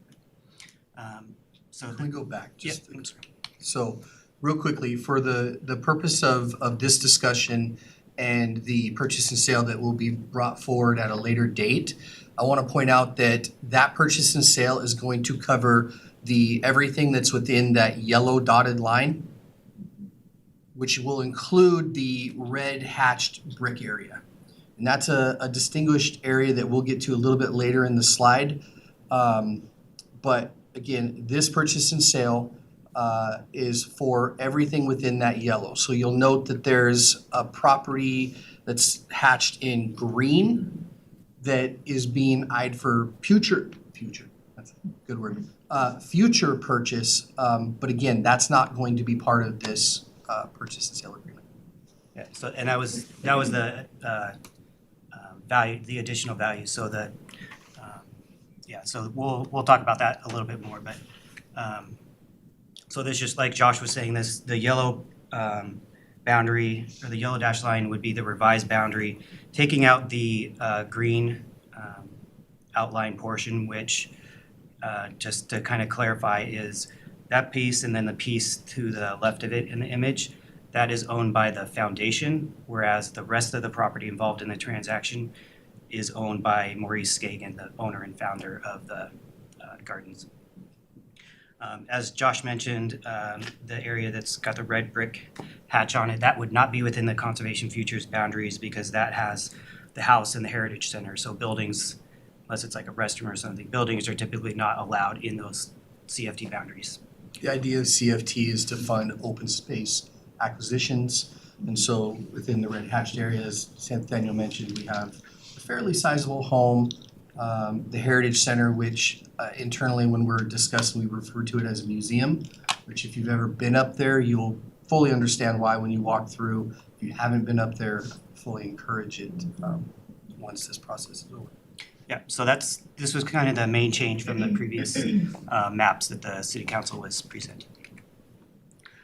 This is just kind of outlays or shows some features on the property, calls out like where the main house is, the sheds, and the green parcel is kind of where the, or green area is where the parking lot and some storage sheds type things are allowed.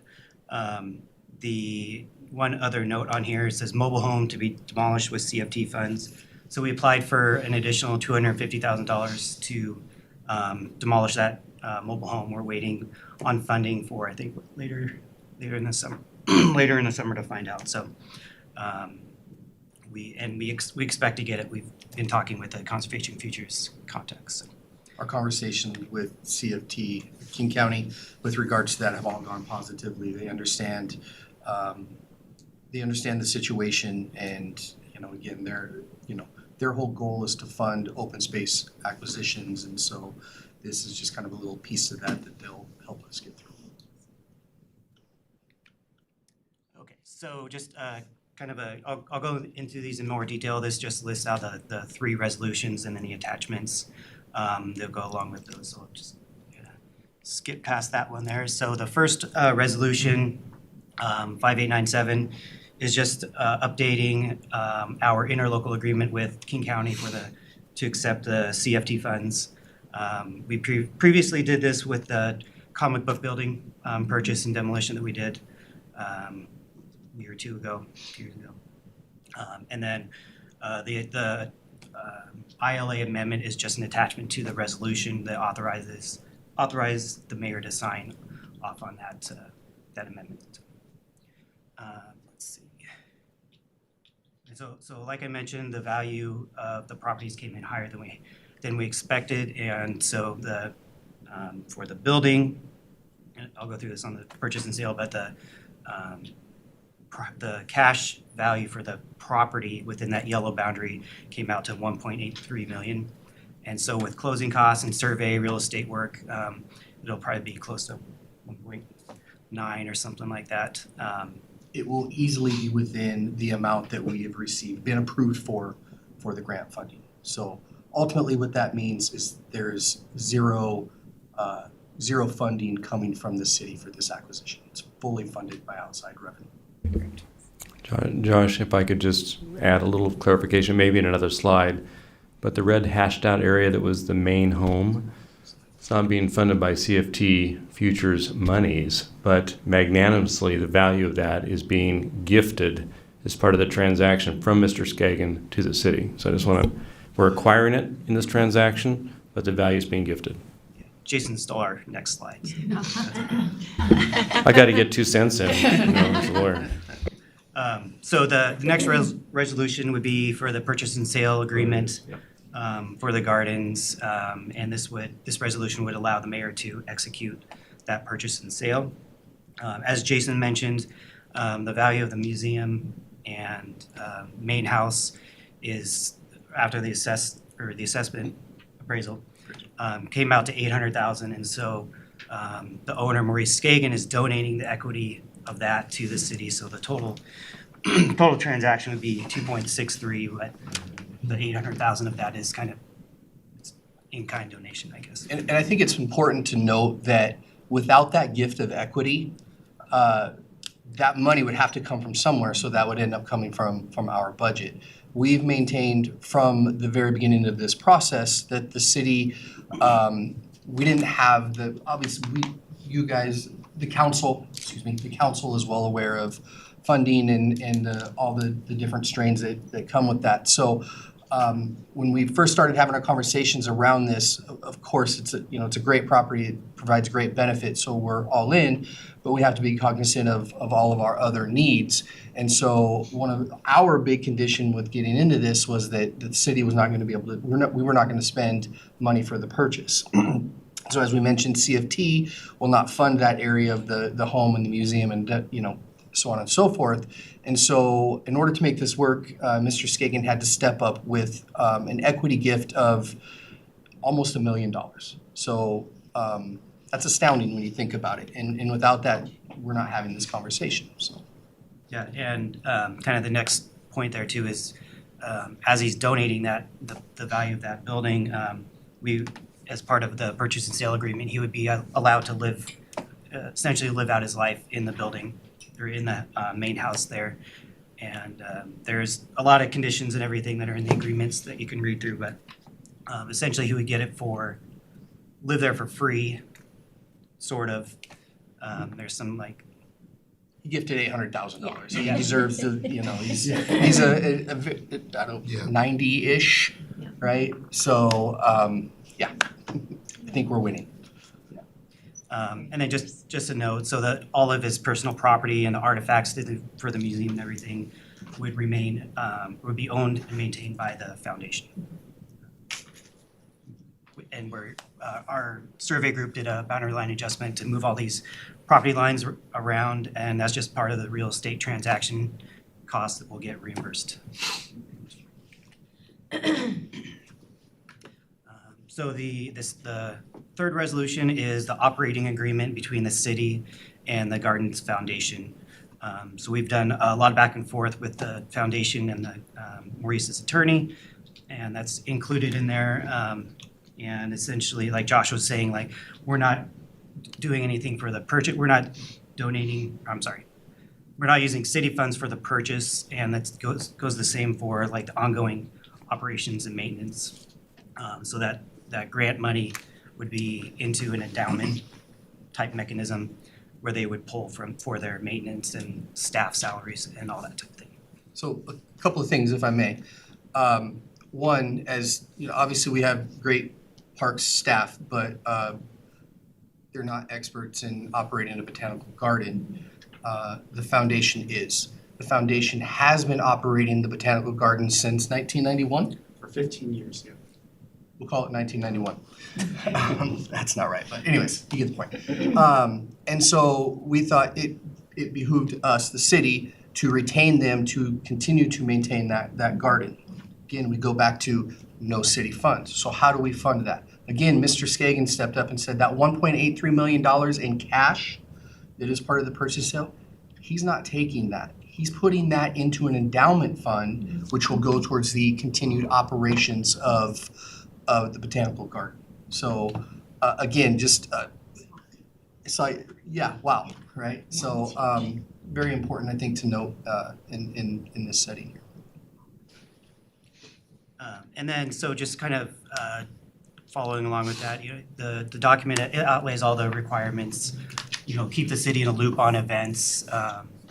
It allows us to add, for our e-blast, we can say, oh, there's a garden fundraising event coming up.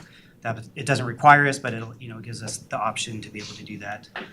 Just like reporting requirements and meeting requirements. And then eventually it would allow for the city to use for the garden facilities, for if the city wanted to do an event or a retreat, that type of thing. And then also in this, as one of the attachments, there's an easement for ingress, egress, and parking. So we reserve the area on that foundation parcel that was the green outline that says that's still a parking lot for the foundation. That way, obviously, those of us that are involved with the transaction, we understand the purpose of it. That includes the foundation, that includes Mr. Skagen.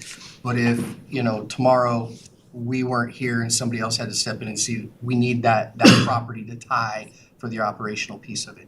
As that was that green outlined hatch, which I mentioned earlier. It is the city's intent, once we have additional CFT funding, to purchase that. Once the city is able to purchase that, then that easement will it will stay on title, but effectively becomes moot because you can't give rights to another party when you are the owner, right? I can't give rights to yourself. Correct, thank you. And then, let's see, and then on the operating agreement, we have also language, I don't think it's on the bullets here, but if for some reason the foundation goes under, that the city would be the beneficiary of that endowment funds so that we can hire, appropriate staff to maintain the gardens. Thank you. Council, any questions for Daniel and Josh? Councilmember Baldwin. I think if anything, more of a statement, which is that, as a council, we go through and we work on things like increasing density in our housing and putting more people into spaces. And I think in light of that, being able to do this type of land preservation, and not just land, but a botanical garden, which is just next level, is an incredible gift that Mr. Skagen and his family and the foundation are working to bring and give back to this community. And just my thank you to them and my thank you to our teams for working to make that happen. Council, any other questions? Councilmember Lott. Yeah, the green area is the intent there to enter into some type of long-term lease until we have the money to buy, or is it just? No, the intent, that's where the easement comes in. It's Really, it's the majority of the property just serves as a gravel open area, right? It's primarily the parking for the foundation. Mm-hmm. So it's primarily the parking for the botanical garden. The foundation currently owns it. So because we're hiring the foundation to continue to operate the gardens themselves, that's the trade value. Yeah, exactly. Okay. So now they will have to sign off as the grantor to that easement. So we have that relationship there, but that's why we don't need the long-term lease. If I may add as well, Councilmember, one of the values in getting additional CFT funds for the acquisition of that foundation parcel is to continue to put additional funds into the community foundation, the endowment, and just to grow that so that the operational monies, if you will, in addition to the programming, Mr. Jennings could probably explain a lot more about, but the foundation endowment will allow them to have operating costs through the investment funds from that endowment. And Mr. Skagen, I think, is, I don't want to put words in his mouth, but willing to perhaps provide some additional funds to the endowment to really flesh it out, to hopefully fully fund the garden operations for the foundation, which is a magnanimous gift to this community. Huge. Any other questions, Council? Just add one thing I think I forgot to add. So we have all the documents, the operating agreement, everything. We have them in there as draft form because we're still working out a few minor details between the foundation and the owner. So when we bring that back in probably early May, we'll just have a strikeout underlined version showing if we changed anything from the document you saw here, that you'll be able to see that. Thank you, Nathaniel and Josh. Appreciate the presentation. Anybody else? Any more questions? No? Okay. Thank you, guys. Appreciate it. So we're at the end of our agenda, and this is the section where council can share topics of interest and reports on special focus area matters. Reports limited to 5 minutes. We'll start with Councilmember Ammer. I have nothing to report. Councilmember Taylor. Councilmember Lott. Nothing to report. Councilmember Baldwin. Quick readout from our SFA earlier today. So Chair Taylor and myself had met with Directors Gaub, Kruger, and Crum for our monthly Public Works and Community Development Special Focus Area Chairs meeting. The directors provided both of us with summaries of various items anticipated to come before council within the next several months, and I believe it's about 23 items that had been identified that we covered, as well as things that we brought up. Yeah. Among the items discussed within that agenda will be reviewed at study session. We covered what we had here tonight and what will be coming up on our May 26th meeting for action and other discussion, and those included the Lake Meridian Water Franchise Agreement, the Best Code updates, the Creek Botanical Gardens, and some other fun code updates that we'll see as they arrive. That's all. Thank you, Councilmember Baldwin. Councilmember Sturgis. I covered it tonight, thank you. Fabulous. Guys, I hate to make this long, but there are two things that have been brought up in our SCA meetings. Pick of one. I don't know if Mayor is still on the call or not, but we have a couple of things that we would like you guys to kind of zone in on a little bit. So Mayor, I'm just going to go ahead and report out, and if I have a question or something that you can clarify, I'll just grab you. So on our sewer rates, I believe Councilmember Ammer could probably speak on this. King County is proposing a 12.75% increase in 2027, which will bring the base rate from what we pay about $62 to just over $70 a month. And what's more concerning is the long-term outlook. Current projections show continued double-digit increases over the next several years, rates potentially doubling up to 2030. Potentially doubling by 2032 and continuing to rise beyond that. If you do the math, at a 12.75% increase by 2032, you're looking at over $190. It's important to remember that these aren't just the county charges. They are just the county charges. They don't include what cities and utility districts charge for maintaining local systems like aging pipes and pump stations. And for Auburn customers, this increase is included on their bills from the city, but is not a source of revenue that the city receives. We all understand that we need to invest in infrastructure, but the scale and the pace of these increases really raise concerns about affordability. These increases are layered on top of the rise in housing costs, gas prices, and additional to people's everyday expenses. That's going to be felt most by working families, seniors on fixed incomes, and those that are already stretched thin. There's also a broader question about sustainability, and when we're looking at a year-over-year increase at this level, it raises concerns about how it's managed long-term and what this means for public trust.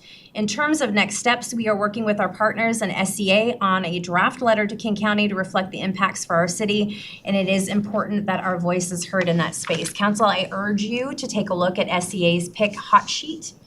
There is a very good overview. Mayor is our PIC representative. I was there at the meeting with her last Wednesday night. Very robust conversation about this. This is scary.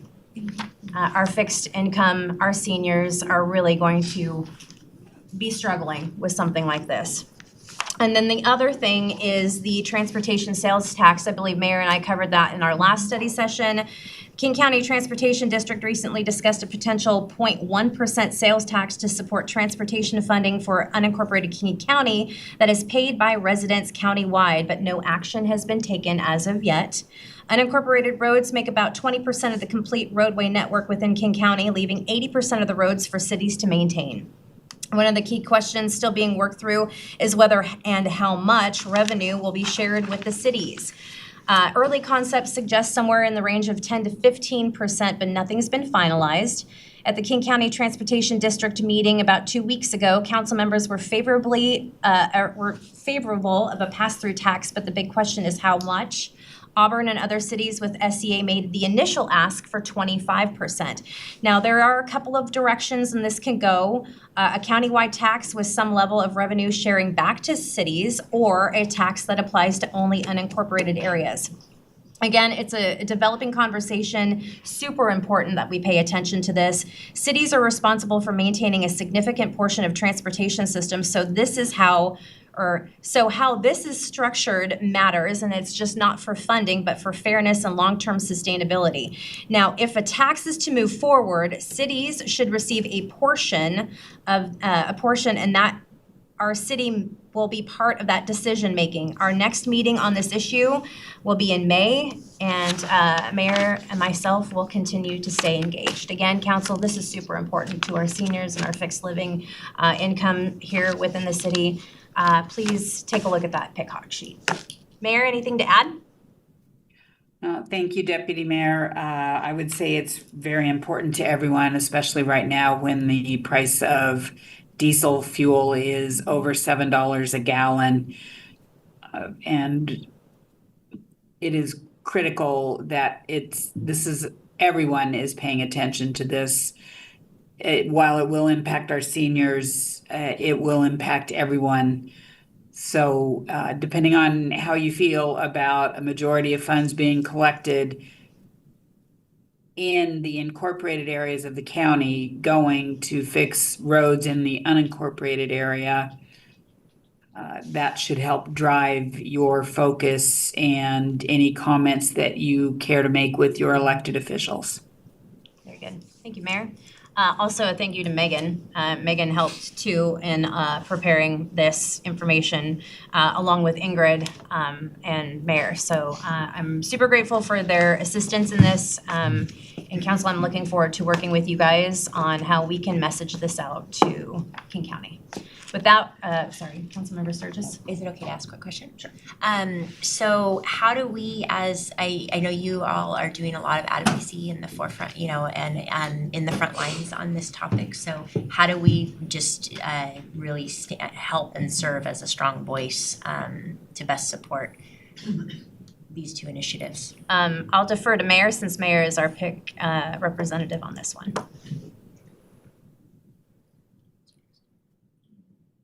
Sorry, it would not come off of mute. In this case, it's best to just stay informed on the topics. And PIC will have a determination at next month's meeting, most likely. And then that will go to the SCA board for their vote. Unless it is an emergency situation at PIC, and then PIC would just move forward with a determination. But it is, everyone was supposed to bring this back to their councils for discussion. There are some benefits, obviously, to having these roads taken care of, not just better roads, but also jobs. We need to think about the trades, right? Because those jobs would be family wage jobs for those in the trades. So there's a lot to consider in this. Thank you. Thank you, Mayor. With that, no other questions. This meeting is adjourned. Thank you. So early?